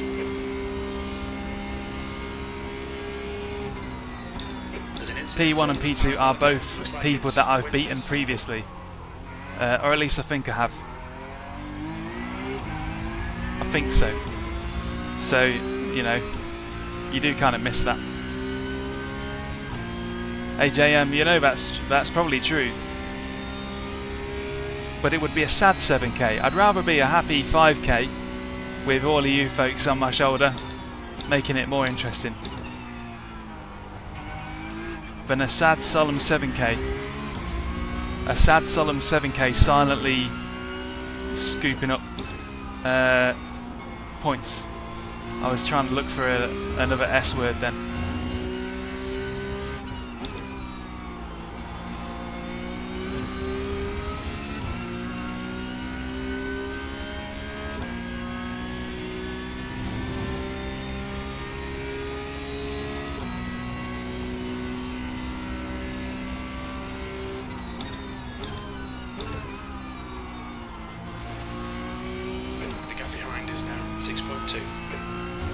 And the reason why I'm using the Porsche Cup for this test / experiment is because it's been all I've driven basically for weeks now. It's what I know best. I know it so well now, but it's a true controlled experiment. It's a controlled test for the R3. The leader is just 149.6. Because believe me, even if I was still on the old Acertec Invicta setup from yesterday, if I switched cars, I would still struggle to get on the pace of that. So it would be an unfair test for me to suddenly pivot to the Toyota GR or something like that, because I don't know whether I'm even like good in that.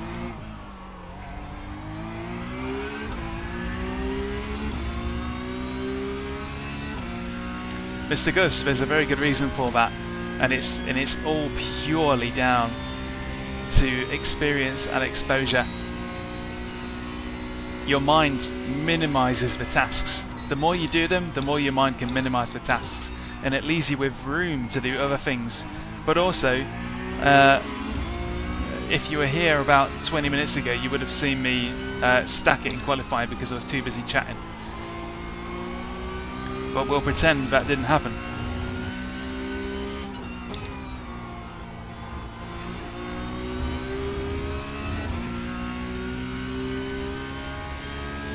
Yeah, the Porsche Cup is a good. The Porsche Cup is really good for testing equipment precision and repeatability.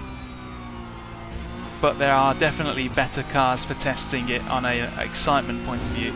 Like the force feedback in a Super Formula is a million times more exciting and impressive than it is in the Porsche Cup. So if you were to sit somebody down and say, hey, here's this thing that I do, check out all the force feedback, give it a go, you wouldn't pick any of the GT cars or the Porsche Cup car to do it with. You'd pick a Super Formula or a Radical or something else with like bony suspension. Keep it together, we'll be on the podium.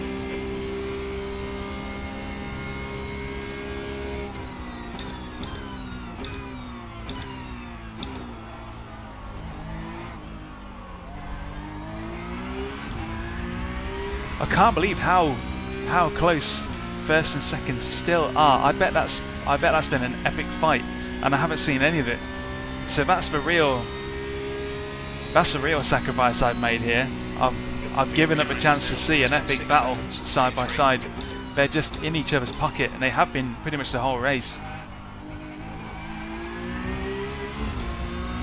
Would have been amazing to see that, and they're still going. They're cleanly going.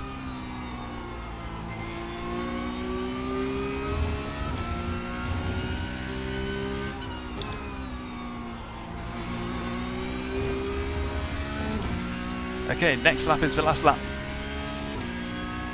I loved the SR8. The SR8 was my...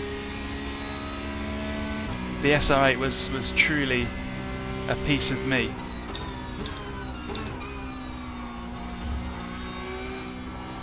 Probably my most fantastic win ever was in the SR8. Luckily it was broadcasted, so I'll always have it to remember.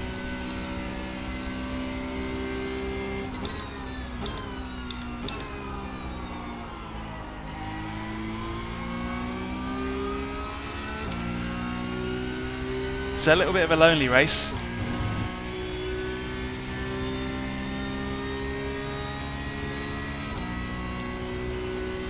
Hey Hawkin, no, it was actually broadcasted by Apex Racing TV. I think it was a couple of years ago now. Oh no, I did stream it. I did. Yeah, it was the Apex Racing League Radical Cup at Spa. So it was at Spa, and I think there's only one Radical race at Spa I've ever done. So if you were to like look it up in the library, you'd find it. I've got like a blue and white Radical, like blue and white in the same kind of like Neapolitan ice cream almost.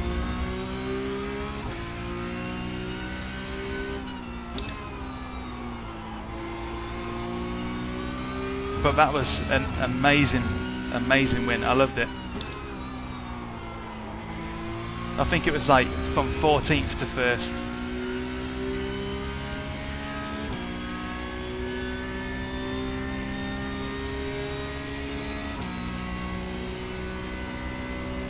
This is the last lap. It's been pretty quiet, hasn't it?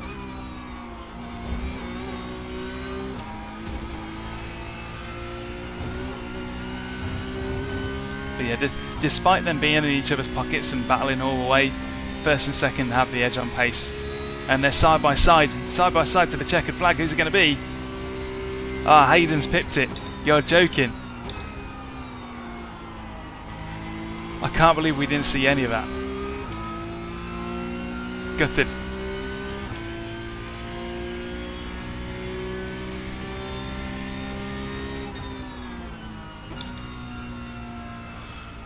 Well done, Daniel. Great drive. That's a podium. Top split podium. Top split Porsche Cup podium.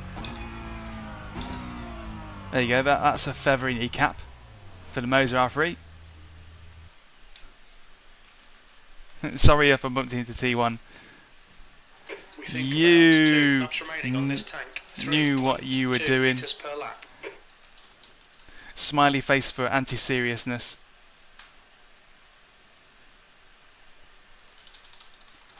We estimate 2 laps of fuel left, 3.2 litres per lap. I mean, I didn't squeal. I like to think I didn't squeal, but it might pique his interest.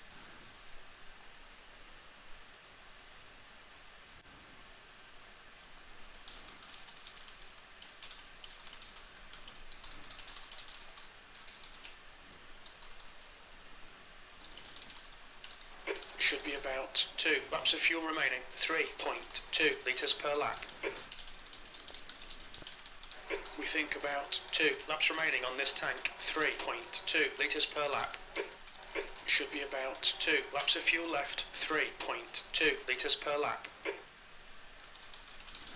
We think about 2 laps remaining on this tank, 3.2 litres per lap. Crew chief, shush. So let's see what happened there then. Lap 2, 1, 3. Yeah, lap 3.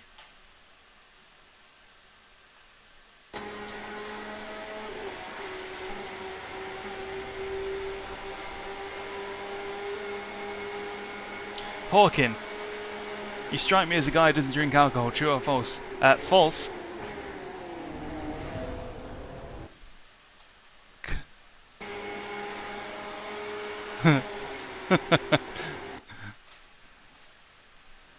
I love a stag do as much as the next guy.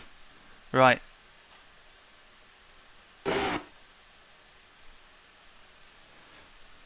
So Hayden's basically right up.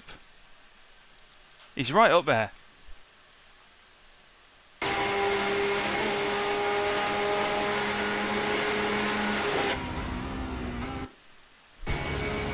He's right up there, but that's the 150 board, and I'm just like, yeah, there was no chance.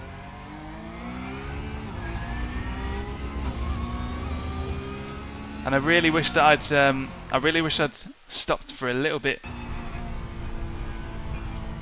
I wish I'd slowed down a little bit more then.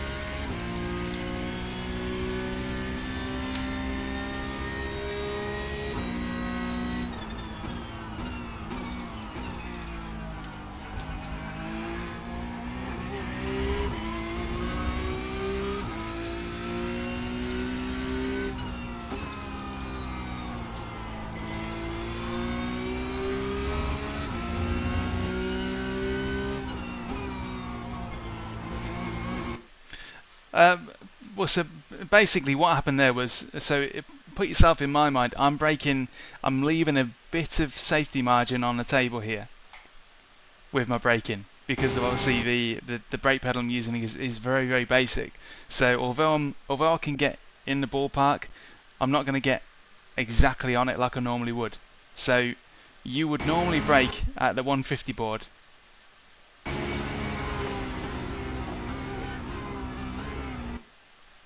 You'd normally brake at the 150 board, and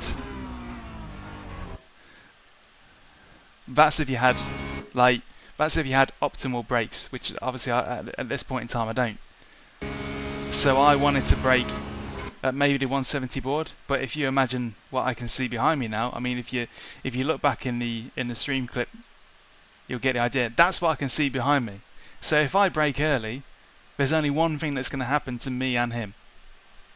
If I brake earlier than you would expect somebody in the top split to brake, then it's sayonara, isn't it? And it's at this point, it's at that point that I think there's no, although that might have actually have been an amazingly good dive bomb,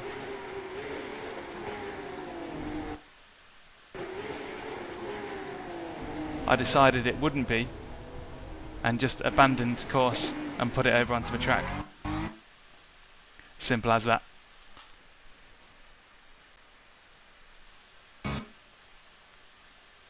Let's see if we can figure out whether these guys actually did do anything crazy. So here's first and second, and the car we're watching now in P2 goes on to win. Sorry, spoiler alert. Anything interesting?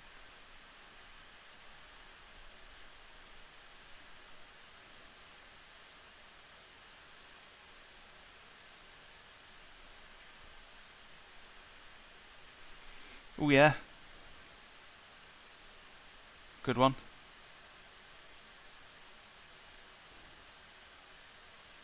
Yeah, that's always a classic.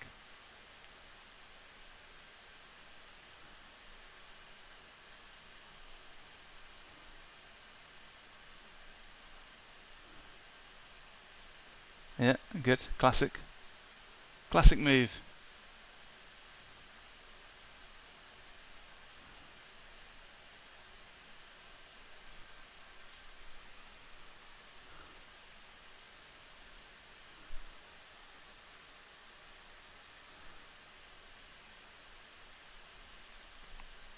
Very intense. Yeah, good. Classic.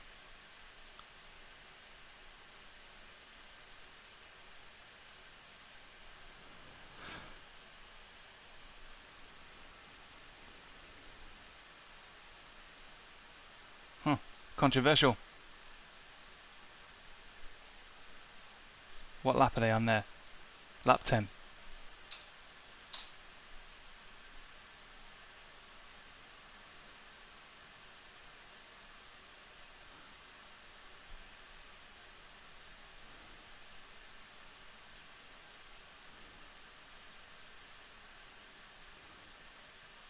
What? What? Right. So it looks to me like Hayden is just bumping the leader and staying behind him because they want to overtake at the last possible moment, which I think is a bad idea. That's not the way I play it. But he won, so I can't really argue.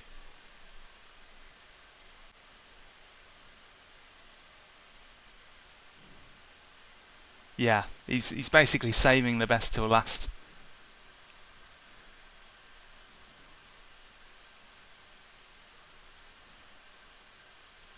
Hey! Oh! Hey!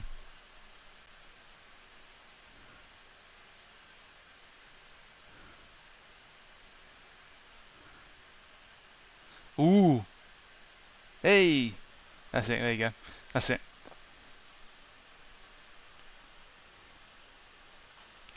Yeah, sorry. The stream was scheduled for like 1:45. No chance. If I'm ever streaming that late at night, you know that something's gone off the rails.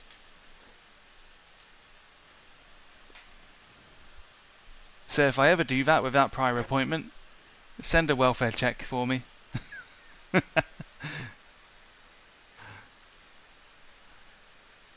There we go. So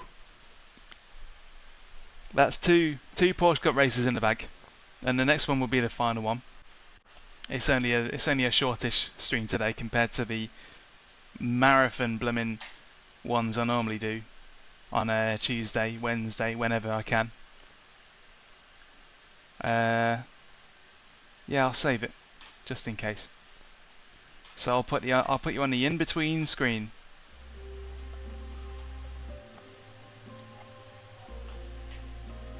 So a reminder to those watching, obviously I'm testing out the Moza R3 at the minute because I'm constructing a review video for it. I've had this sort of waiting in the wings for a while, but now they've actually finally got it out and have done for a little while. Then it's time to get that done. Should you proceed to buy anything from Moza, then stick a link in your back pocket. There's plenty in the description. You'll find a little sort of pointer as to where you can buy them depending on your geographical location, but I want to make it clear they are not the only ones that sell Moza. You'll find a full reseller list on Moza's website. So although I have links down there, they're not the only resellers, they're just the ones that I might have an affiliate partnership with. And the idea behind that is that if you stick those links in the bookmarks for later, then when you do decide to buy, then whoever they are, so if you were to buy something from Race Anywhere, for example, bad example there because Race Anywhere don't do Moza, they're very much a Simagic shop. But if you were to buy anything from Race Anywhere, then a portion of the sale would be granted to me as a commission, and that is what helps fuel further work with the channel, helps fuel further videos, no extra cost to you. So don't forget about that. If you're looking to buy stuff, check any of my video descriptions for links, and if I've got one there, or better yet, a discount code, then that should help you out, and it also helps me out. So thank you for that in advance to those who do so. So the next race is in 7 minutes, the third and final. But I'm actually pleasantly surprised with the results so far of the R3 live fire test. I'm actually quite impressed / happy. But I'll show you what else is going on as well, and this will probably reveal how this is even. Oh, I'm not going to do that.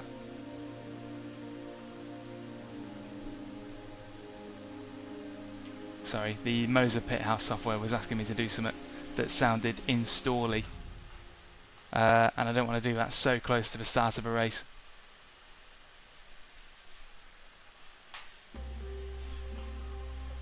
So I'm just going to put my pit house in view so you can see what's going on down here.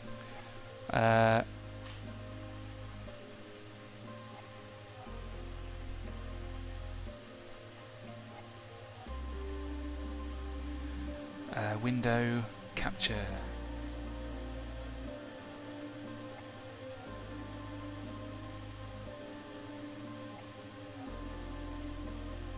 Pit house, there we go. Okay, so I'm just going to show you what's happening here. So we've already done 2 Porsche Cup races and proven that the R3 is capable of being something you can use for this sort of thing. Can't see over the top of my wheel. So this is the general, and obviously if you're interested in the settings I'm using, the settings I'm using here will probably also apply quite nicely to the R5. So if you just happen to be using one of these right now and you're just wondering what I'm using to race with, this is what I'm using. So 1080 degrees steering, and the basic settings are as follows. And normally I'd have this on dark mode, but I'll leave it as is because I find dark mode a bit more readable. In fact, you know what? Oh yeah, that's way more readable to me. Much more readable. So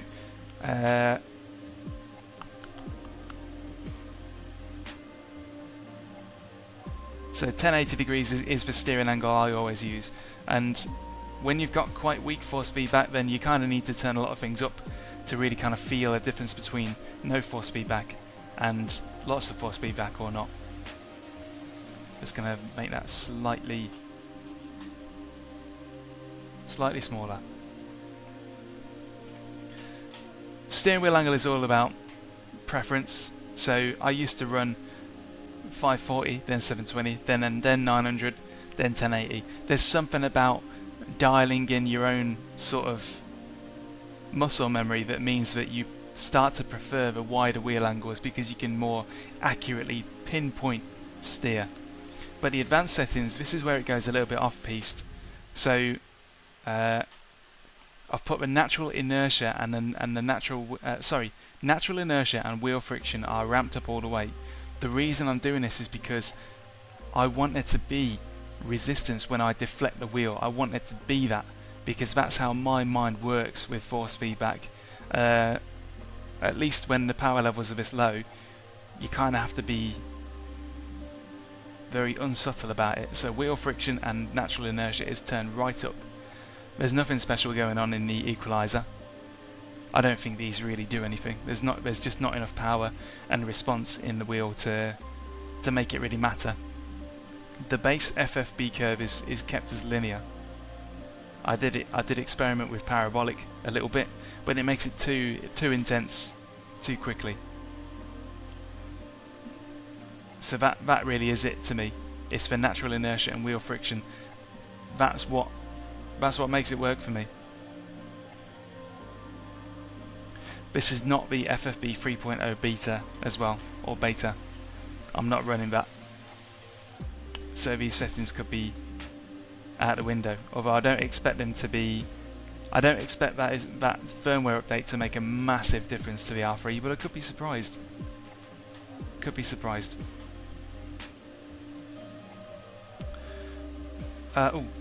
Minimize. Yeah, minimize the system tray. There we go. So there you have it. There it says. Oh no! I forgot to show the most important thing. Hang on a second. I forgot to show the most important thing. The thing that really matters here. Just deleted the source. It's alright, we've got 2 minutes, I can still do it. 1 second.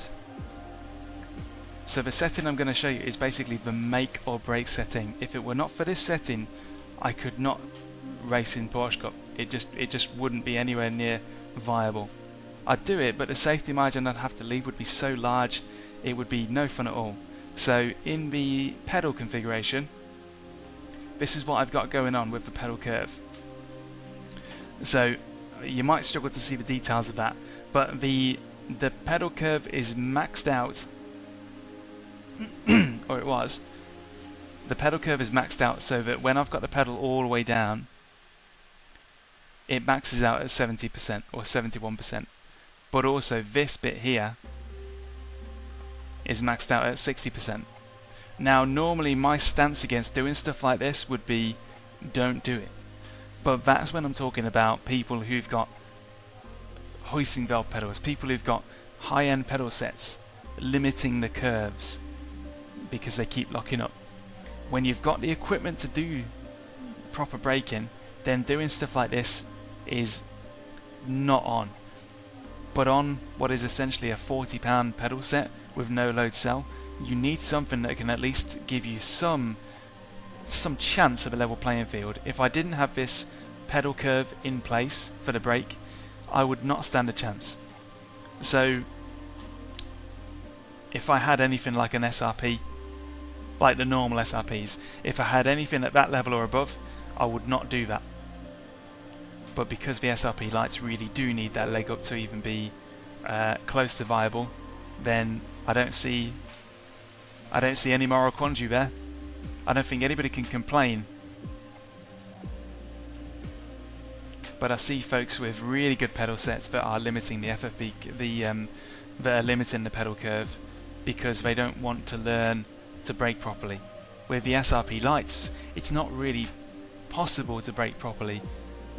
You can get roughly in the right ballpark, but you're never going to pick up that proper brake muscle memory. So if you need to do something like that, don't feel bad about it. You're already at a hardware disadvantage to those who may be surrounding you, so there's no problem doing that at all in my book. I feel that it is of no issue.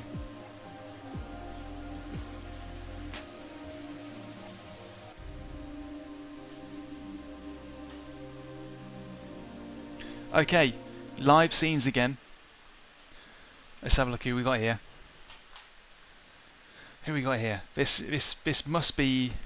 It's got to be top set again. I have a feeling. Who knows? But some familiar names. Obviously, looks like we've got Basic Ollie in the grid. But yeah, so it's a new batch of folks for the most part. So I'm gonna get out on track and just refine it.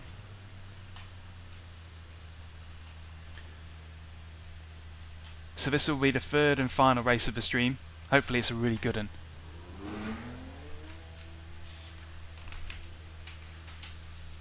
Because I feel that the test has been pretty good. The test has been conclusive.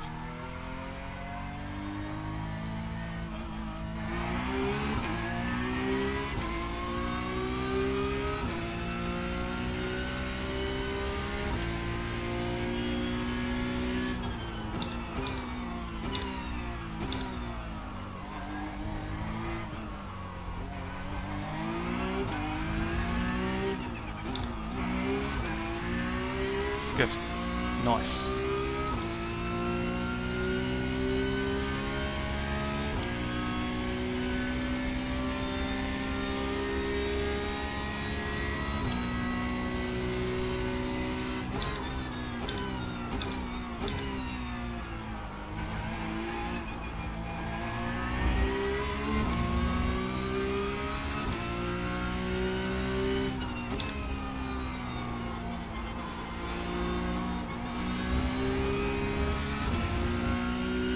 Yeah, the new 4-speed back I've heard great things about.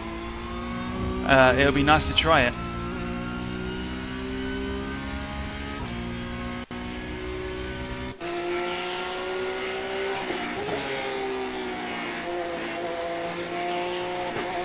I think that when it comes to the FFB, there isn't enough power to really kind of make a big difference. There's only so much flavour you're going to get out of 4 Newton meters, so I'm not too bothered about doing a video that may then end up having like a nice little footnote in it. All videos have a shelf life, and if you start worrying about that, you end up doing nothing at all. But a good point to make.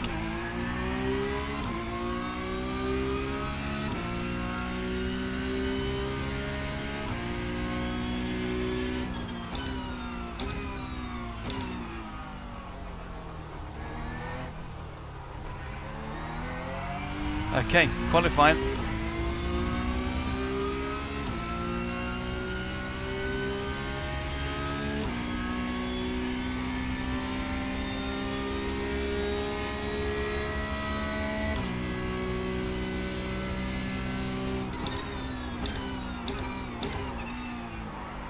Oh, shh. There's always that little extra little kind of on cold tyres. It really does struggle.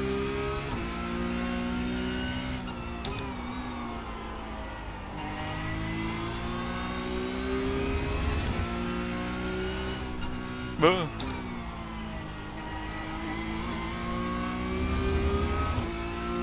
Yeah, let's go. Hey, that would be a pretty good scout, wouldn't it?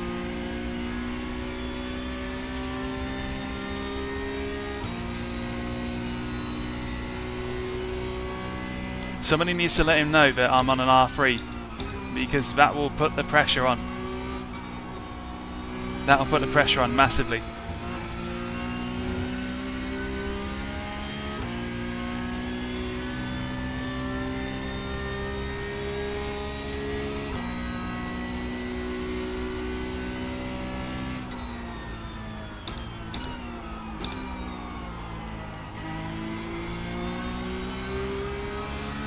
Here goes. Here goes. First flying lap.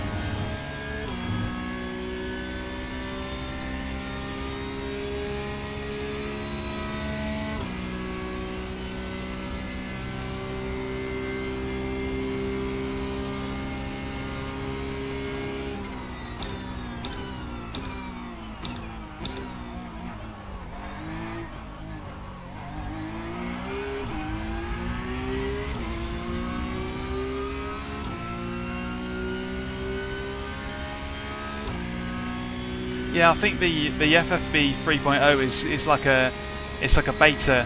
It's a beta release. So if you go to the Discord, you can like get an input code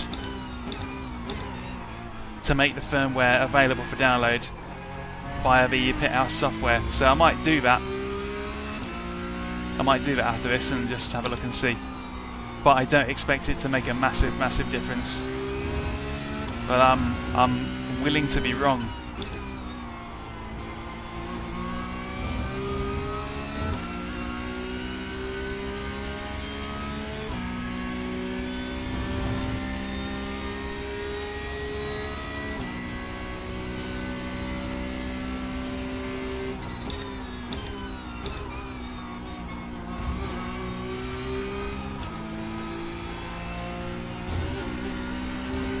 Monza has fairly good force feedback texture, just because the track is quite uneven, so the wheel always feels pretty busy.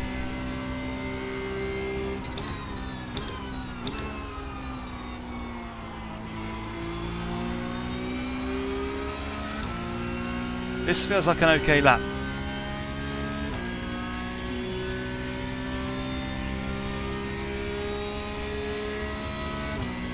I'm satisfied that it's in the bank, you know.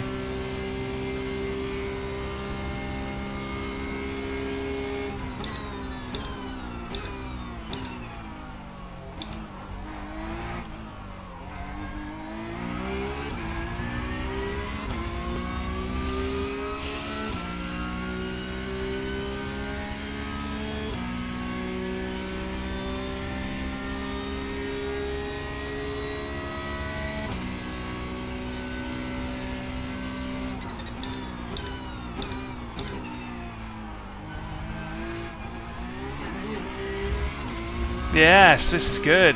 Got a good chunk of time up on the lap. Let's not ruin it now.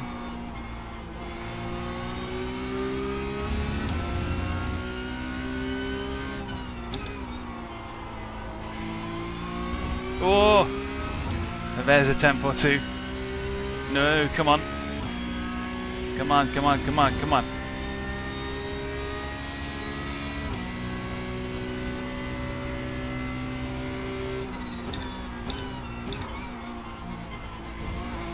That was decent. This should be a soft track. Blimmin' heck. Would it have made a difference?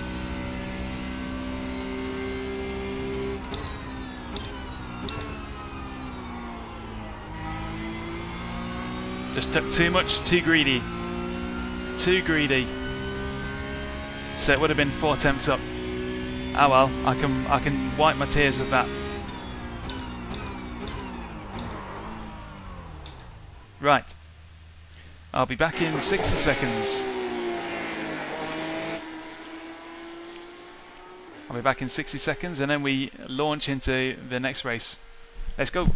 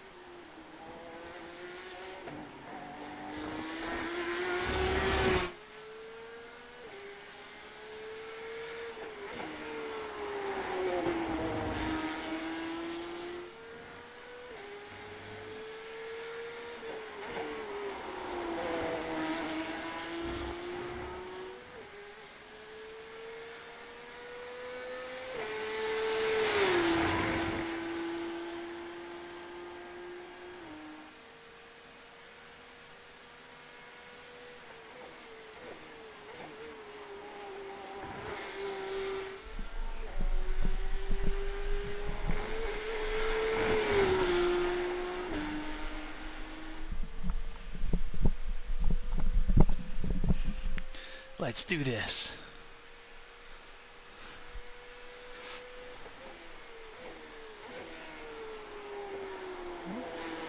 Yeah, earlier on.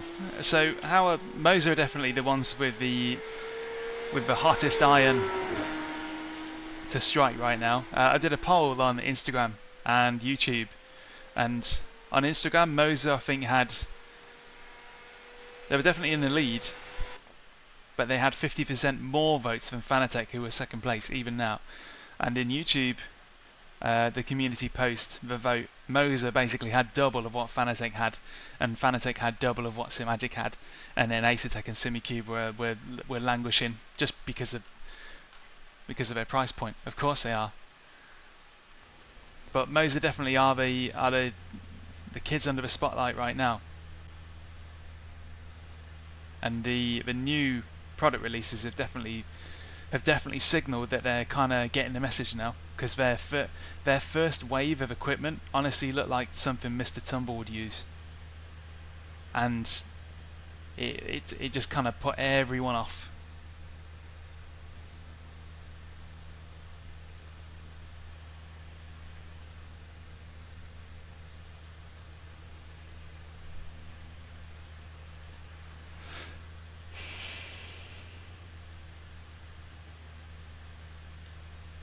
Here we go.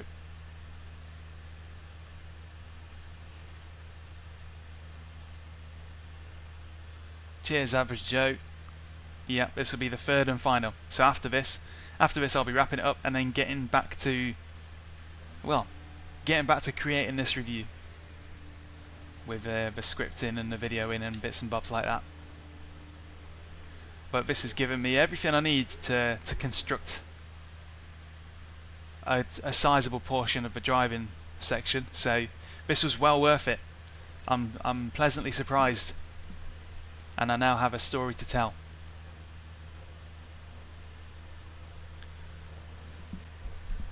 Here we go.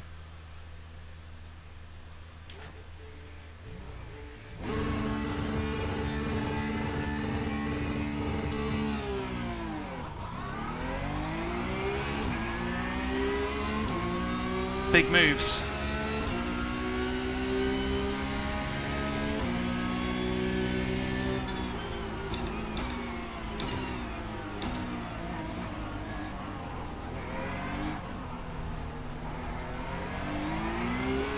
Whoa. Saw that coming.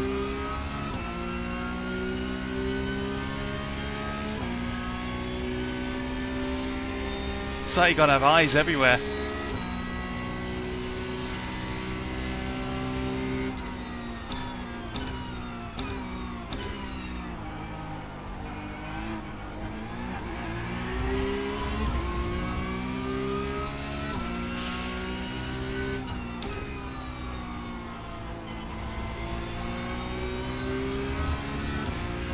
Okay, happy with that start.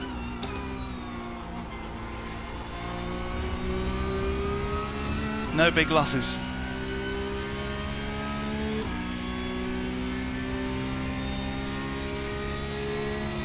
From 5th to 6th.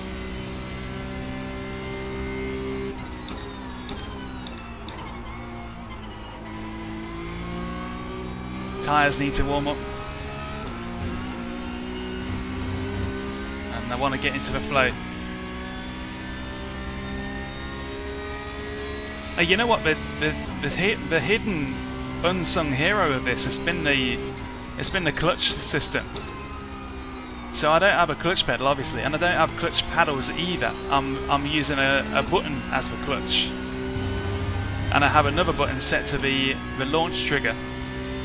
So if you were struggling to get good standing starts and you were unsure of what that system is, I do intend to sort of showcase that as well, because it's really good. It's a really good system for leveling the playing field, exactly as it has done there. I have no dual clutch paddles or even a clutch pedal, and I can still get a start that doesn't put me at a major disadvantage. It's a beautiful system.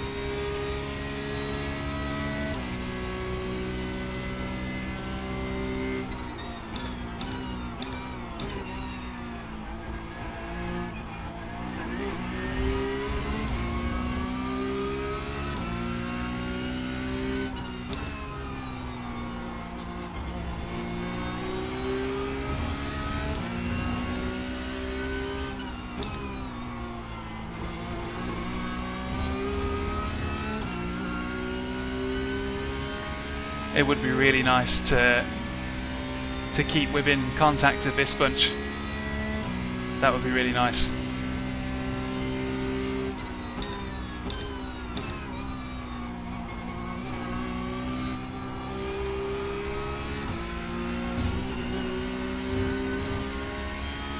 And Vicente behind. Vicente Aparicio.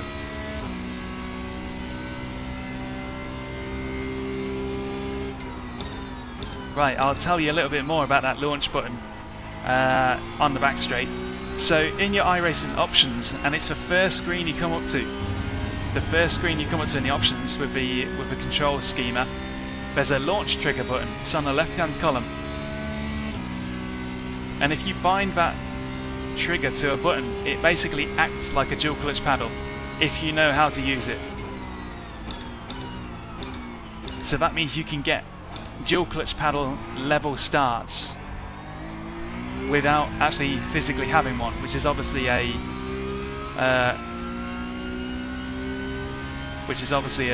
physical disadvantage, at least in cars like this, the Porsche Cup and Formula cars. Anything that has a standing start and plenty of power, a dual clutch system is almost essential to get an optimal start. Hi Josh, no, I'm not actually. It's been highlighted that is actually available now, and I never thought to do it because it's beta firmware at the minute, isn't it? So I had to do something. I've got to put like a beta code in the software to get it. I just did the in-house update. I did the in-house update until it said there were no updates to be done, and then I forgot all about that.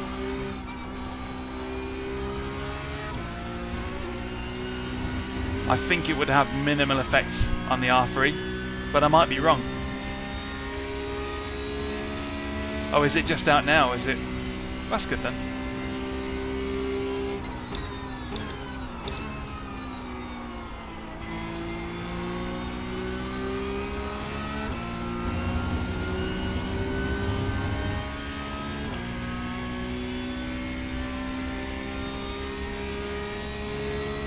I did the updates yesterday, last night, literally.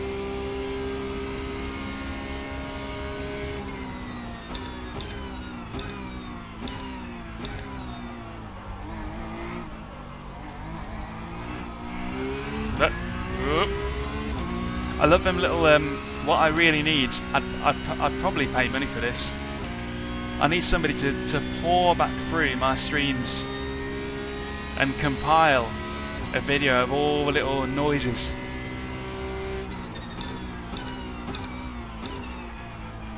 I reckon there's probably a good solid 5 minutes worth of just me going what, and all that kind of stuff.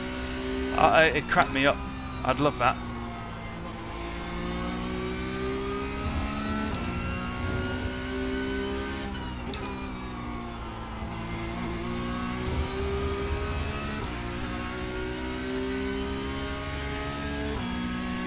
Yeah, it's essentially so that you don't have to do the brake launch, I guess.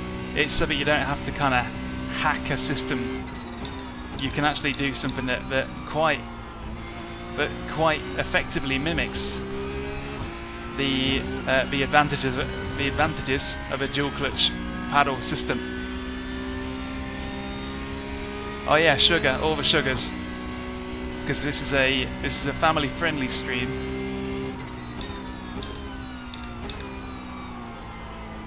I do my best not to swear.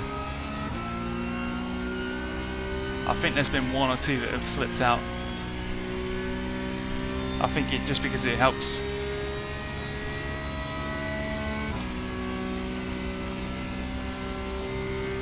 I don't know what it helps with, but I think it helps.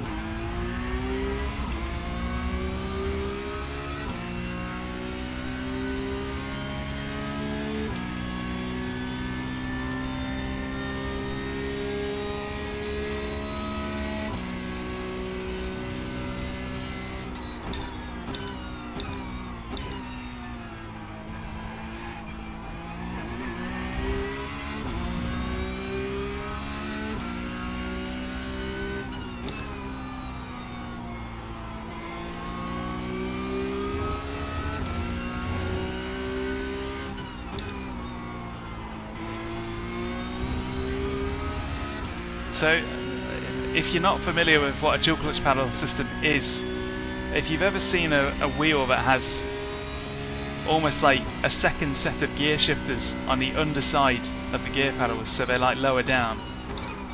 Ooh. Right, add that to the noises compilation. Oh, that was my first off track. Don't tell me I was on course for a 0x race. So some wheels, some higher end wheels you'll see, and the Moza KS has these. There's another set of paddles below the gear shifters, and they are essentially hand clutches, and there's two of them because they work in unison with each other. What you do is you basically hold both dual clutch paddles in, and then when the green lights go out, you lift one of the clutch paddles, you just let it go, and then you feed the other one out as you get off the line.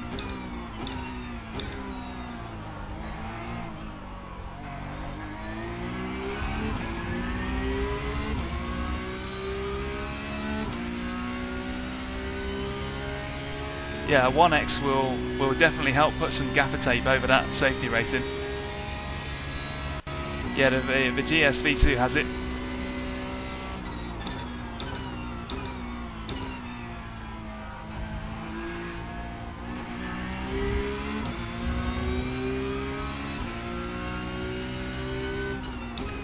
But thanks to the launch trigger button within iRacing, you no longer need even a clutch pedal to make it work. In all these 3 races I've only ever used, well, in the 3 races today, to get off the line I've basically used 2 buttons on the wheel. They're just on-off buttons as well. They don't even need to be special buttons. I could have used a keyboard if I wanted to.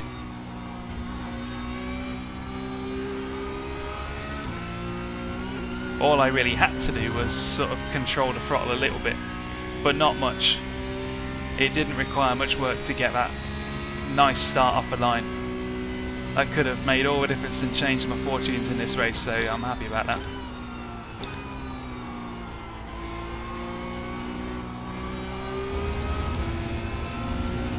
Right, we're getting caught by Bartosz.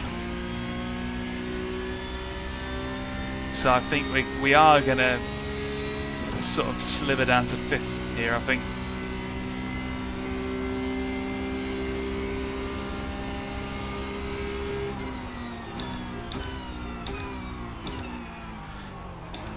Did I just defend a position by outbraking somebody? How?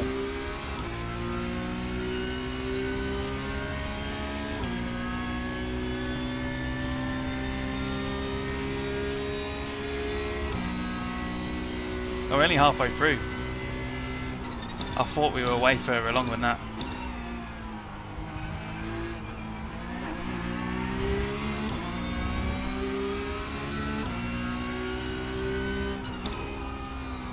Now that's a question that has to be answered on the start-finish straight. I know that for a fact.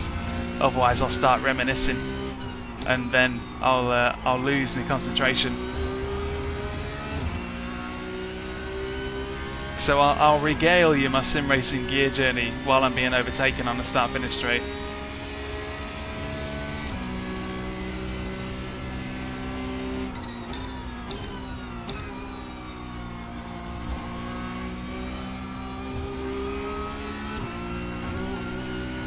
Ah, another 1X. Silly. Okay.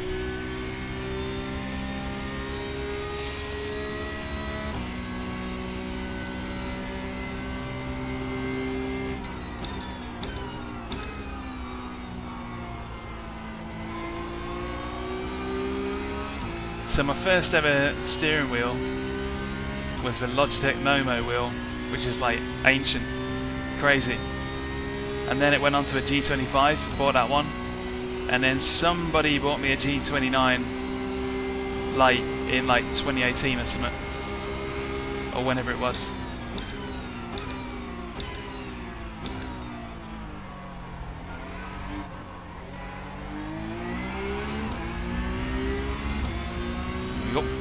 We might get him back, maybe. We'll have to see.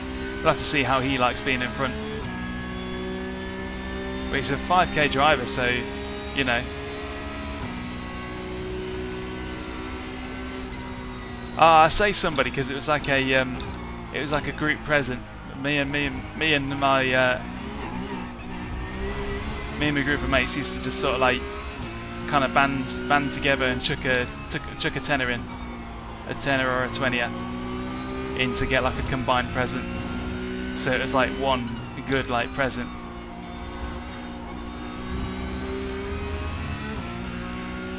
And that would have been after 2017, definitely. And then from there, in 2020, I bought a Fanatec CSL Elite with a Formula V2 wheel, and that blew my mind away. I was like, why have I spent 10-12 years on a G29 when at any moment I could have upgraded to something like that? And it just made sim racing so much fun that I just haven't put it down since. But the CSL Elite was around about the time when the YouTube channel started off. It was the first video I ever made, was about my experience going from the old G29 to the CSL Elite. That's what kicked off this channel and kind of made it seem viable. And then from then on, it's been a sequence of affiliate partnerships, content creation generally speaking, review videos. A lot of equipment has been bought, but also a lot of it has been sent, and that decreases over time. I'm now finding that I don't really need to. There's no need for me to buy stuff to review anymore, because it's sort of crossed over that point. And at this point, I want to take a moment to thank everybody. Essentially, everybody that has subscribed and viewed and commented and otherwise engaged with the videos has made it possible for me to make an actual go of this. So whoever you are along the way, no matter when you subscribed, yeah, I really appreciate it. You guys are awesome, and because of you, I'm no longer a YouTube lurker. Nowadays, I completely value and understand how a little like and subscribe and a comment, it just makes all the difference. If nobody did it, then it would be terribly boring and dissatisfying. So for those of you who are the active engagers, and anybody else who's viewed any of my videos and streams along the way, it's very much appreciated. So thank you for everything. I'm not planning to stop.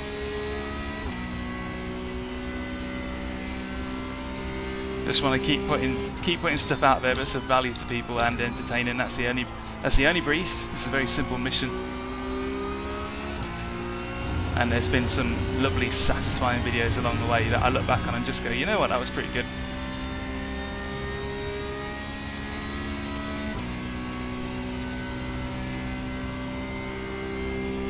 Yeah, I think Ollie had the only explanation as to him disappearing like early on would have been contact. So I'd imagine he's had a tangle somewhere, because he was right behind us, and then has kind of since then fell off the relative list. So we're coming to the closing stages of this kind of live fire test. My assessment of the R3 is it's plenty good enough to get into this. The R3 is definitely plenty good enough to get into iRacing to a degree, because that's what I'm doing right now. I am proving before your very eyes that this hardware is good enough to stick it up there in top split Porsche Cup. But there's definitely a massive benefit to having better hardware, no question about it. And I feel like the only reason I can probably maintain this kind of position in the grid is because I've been so intensively driving the Porsche Cup these past couple of months that it's almost like muscle visual memory.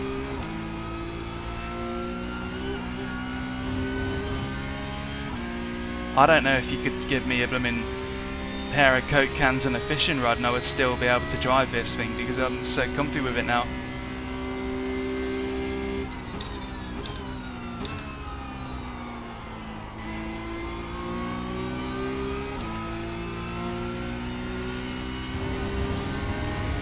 but there's no question on higher end kit, first and second and third would be in more trouble, but I'm not able to keep that pace with them lap after lap after lap. But nor would I expect to. With such a good value bundle, I wouldn't expect to be up there.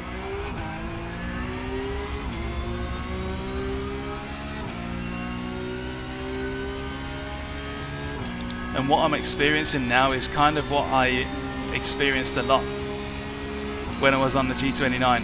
I'd qualify okay. I'd do a pretty good job in qualifying, but it would start to come to pieces in the race, whereby it would be a case of I've got to try as hard as I can not to lose out on positions that I've earned in qualifying. It was always a race backwards, always damage limitation. Whereas with better kit, you'll find that you're on the front foot a lot more. At least that was my experience. I started going forwards rather than kind of defending a downhill slide.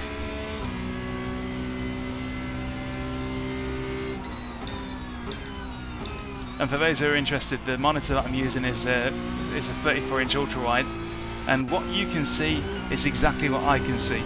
So my field of view does not extend past what you can see on the stream right now. They are the limits of my monitor.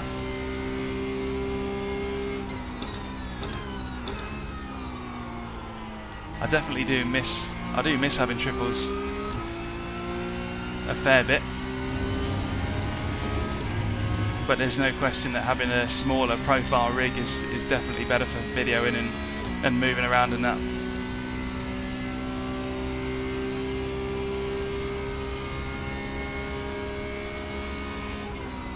So right now, what would be the first thing I would get? Let's imagine I've bought an R3 bundle and I'm like, yeah, okay, cool.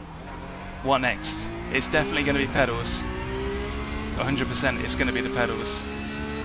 There's a very low ceiling whereby you're going to want new pedals pronto.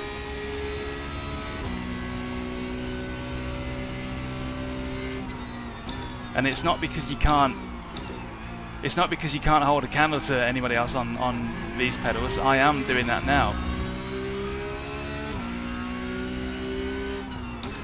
But you'll get that feeling. You will get that feeling, because we all get it. It's probably the main driver behind buying new equipment, but you get that feeling whereby you know you could go faster. You know your equipment is what's failing you at the minute. You know you've progressed to the border of what your limit can do for you. And you know that there's more pace hidden behind the next upgrade. That's like it's just a natural emotion.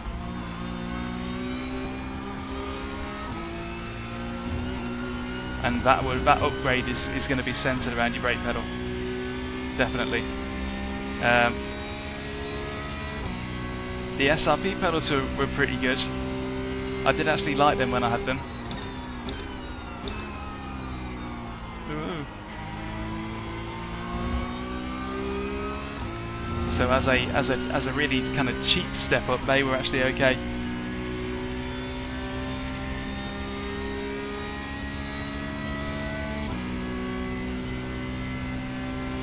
I don't recommend personally I don't like the performance kit for the SRP light pedals. I don't think it adds any progression.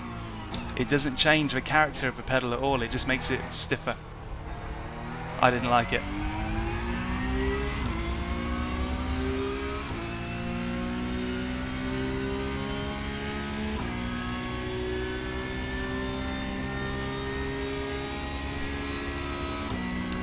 Is it only me, or has this been a really long race?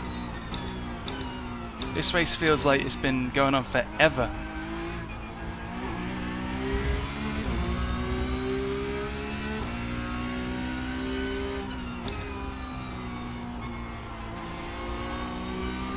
Ooh, a little bit shaky there from Bartosz.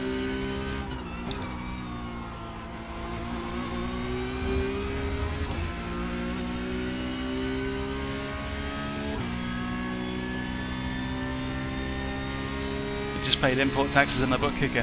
Where are you buying from, and where to, may I ask?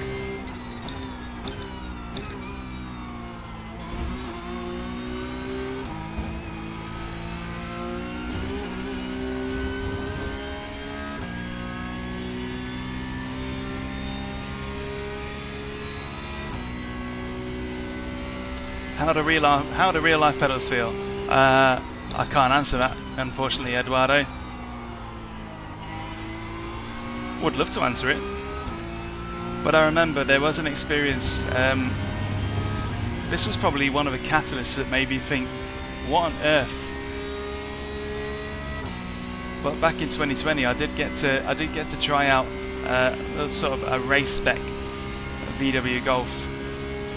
And it was a race spec VW Golf. It was like TCR spec in a scholarship competition, which I entered. I've got a whole video about that and all. But that, I wasn't prepared for that at all. The brake pedal was absolutely, the brake pedal on that was like rocks. Oh dear. Is this a moment when I'm glad I don't have voice chat on?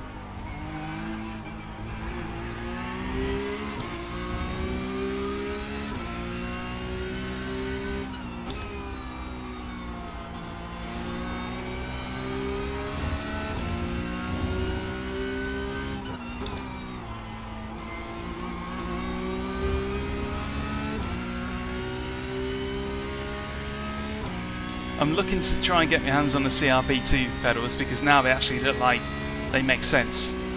The original Moza CRP pedals always felt really off to me. It's why I was never really interested in reviewing them. If I won't buy something with my own money, then on the whole I won't review it.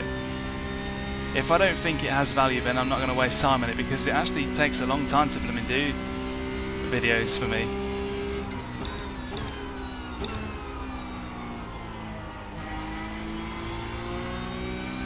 But the CRP2 pedals look a lot better, and it's clear to see that they're trying to, they're kind of emulating the SimuCube active pedal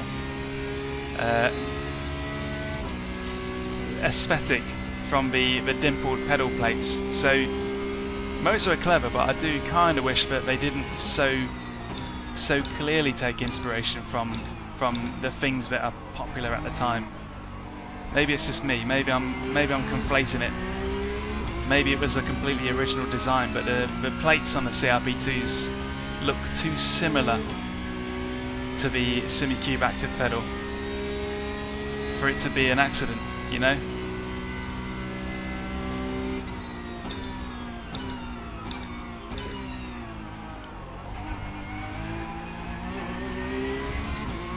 Right, it's the last lap, innit? Forgot about that.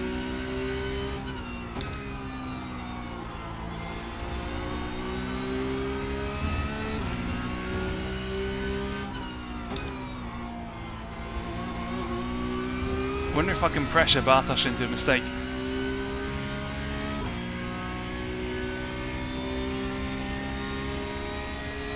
I'm going to try a weave. I know it's pretty crazy, but you know.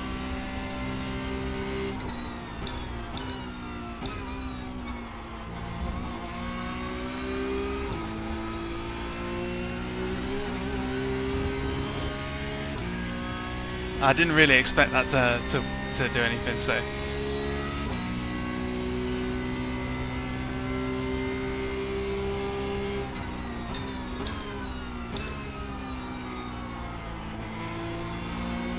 Nah, it's too far away, and I can't believe I've gone from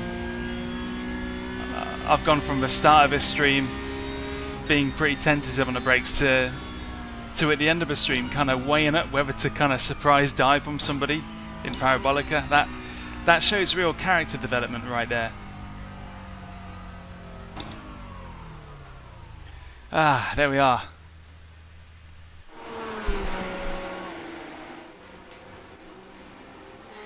Let's have a look at that start then, because I think I altered my own fortunes here. Yeah, we'll watch whatever we can. So this was the start. Ollie's just to the lower right, and he's gonna make a big send. Well, not really a send. It looks so tame when you're on a far chase view.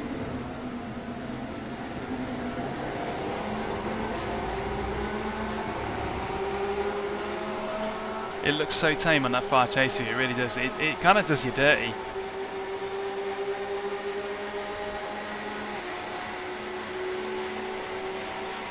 So that was that. And there wasn't really anything else. Not for me anyway. It was quite a...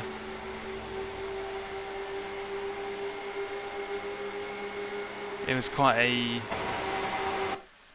So what happened then? Oh yeah, what happened on that one? Because I wondered why he kind of disappeared. Yeah, that'll be it. Yeah. Oh man. You get a slowdown. It puts you in all the pain sandwiches in the midfield. It's not good.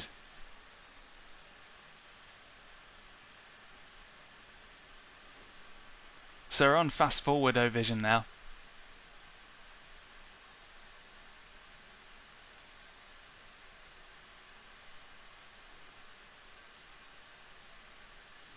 Hey, this looks good. I'll tell you what, he would have had a much more exciting race than I did. So that looks like another slowdown there that he had to eat. And more craziness.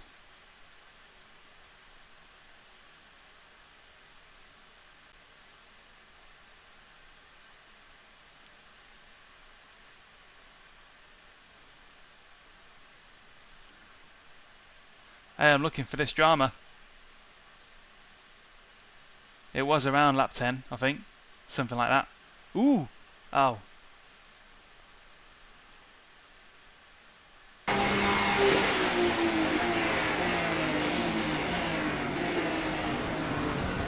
Yeah, side-by-sidiness.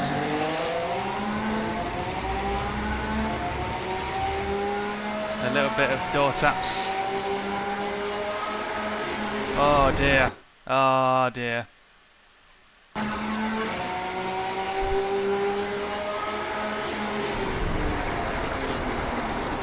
Oh dear.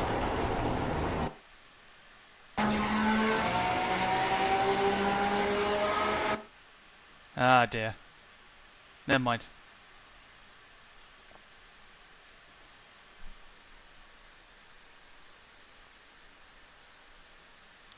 Yeah, Oleg, I'll show you through now.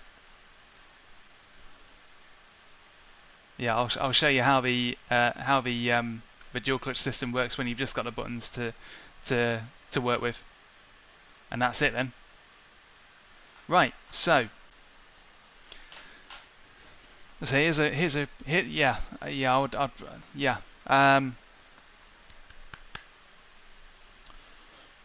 where are we? Okay, so picture the scene. You've got no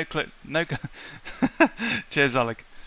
Yeah, you've thrown me there. Right, picture the scene. You've got no clutch pedal, or let's say you do have a clutch pedal, but you got no clutch pedal, no clutch paddles either, and you want to get decent standing starts from the Porsche Cup and the formulas and anything that requires a standing start with some power behind it. So this probably won't really help you much with stuff like the MX-5 or Skip Barber or anything like that, but once you get above a certain power level where you have to actually modulate your starts, then that'll do it. So basically I've got no clutch paddles, so this is all I've got, just the wheel buttons. There's no clutch paddles here, but I have, and I'll show you where these are found, but I've got the clutch bound to that button, so when I hold that button down the clutch is fully in, and I've got the launch trigger bound to this button. So at the start I will basically hold that button down, shift into first, and then when the lights go out, that's when I'll press that button, but I'll keep this held down, so the clutch is held down all the way. And I realise this actually sounds really complicated now. This definitely will demand a video to make sense of it. But this is what you do. So when the lights come up, I'll put the clutch in. I'll shift into first. And when the lights go green, not that one. When the lights go green, I've still got this clutch held down. When the lights go green, I press my launch trigger. What that does is it does the equivalent of dumping one of the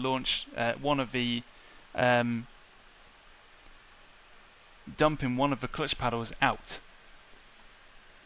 So when you press that launch trigger, it will dump the clutch to whatever bite point you've got set, and you can see on the screen right now I've got it set to 44%. So the lights go green, I press that button as quickly as I can. The clutch is dumped to 44% bite point, and then once the car is starting to roll and I feel like I've fed in the throttle properly, I'll release the clutch. That basically is how you can emulate a dual clutch paddle start without a dual clutch. So it's a really good system, and I like it because it means that if you ain't got tons and tons of money to spend, you don't have an unfair disadvantage on race starts. So I've got you can see my mouse pointer. In the iRacing options, you've got a clutch section and a launch trigger. I always usually have 44%. It's basically 44 to 43%, at least for the Porsche Cup. Other cars might vary, but it tends to be around the 44% mark. Weeks prior to this, because I had an Acertech setup that did have a clutch pedal, but no clutch paddles, I would still have my clutch pedal set normally. So I would still have my foot down on the clutch on race starts. But pressing the launch trigger, even though I've got my clutch all the way down, pressing that launch trigger will cut the clutch down to the bite point, and then I would release my feet and feed it in. This is why it kind of needs a video, because it sounds so easy when you know what you're doing, but trying to explain it to other people is kind of like this sounds really easy in my head, but it actually sounds complicated to explain. But one final time. So I have my clutch bound to. I've got my clutch bound to this button on the Moza R3, and I have the launch trigger, which you can see on screen where my mouse is right now, bound to this button. On the grid, the lights come up ready to start. I'll put the clutch in. I'll shift to first, and then when the lights go out, when the lights go green, I'll press that button. And then once the car is rolling, I'll release the clutch as well. That gives you that two-stage clutch feed-in that can give you a really good start on anything with power and a standing start. There's probably other ways of doing it. Well, there's multiple ways of doing it, but that's how you would do it when you have no clutch pedals and no clutch paddles at all. There you are. Dobrze.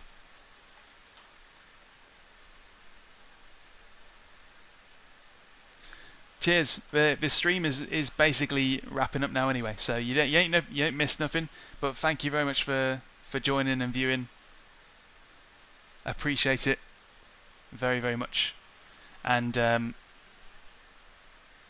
yeah, watch that steering too much video, because it will probably be one of those little things that pushes you onto the next level of your plateau.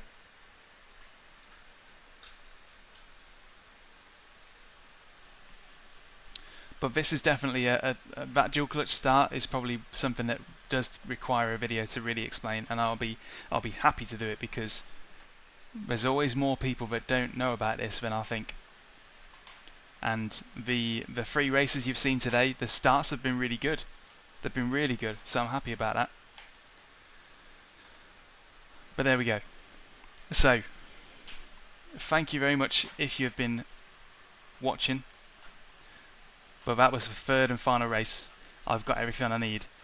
Got loads of lovely data and nice races to draw from experience on with the R3 review video. So I'll be back for the next iRacing season, like 2 weeks.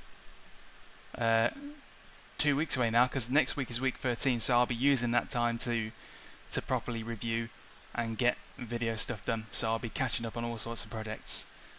But yeah, there we go. So thank you very much for riding along with us and watching that. Turned out better than I expected.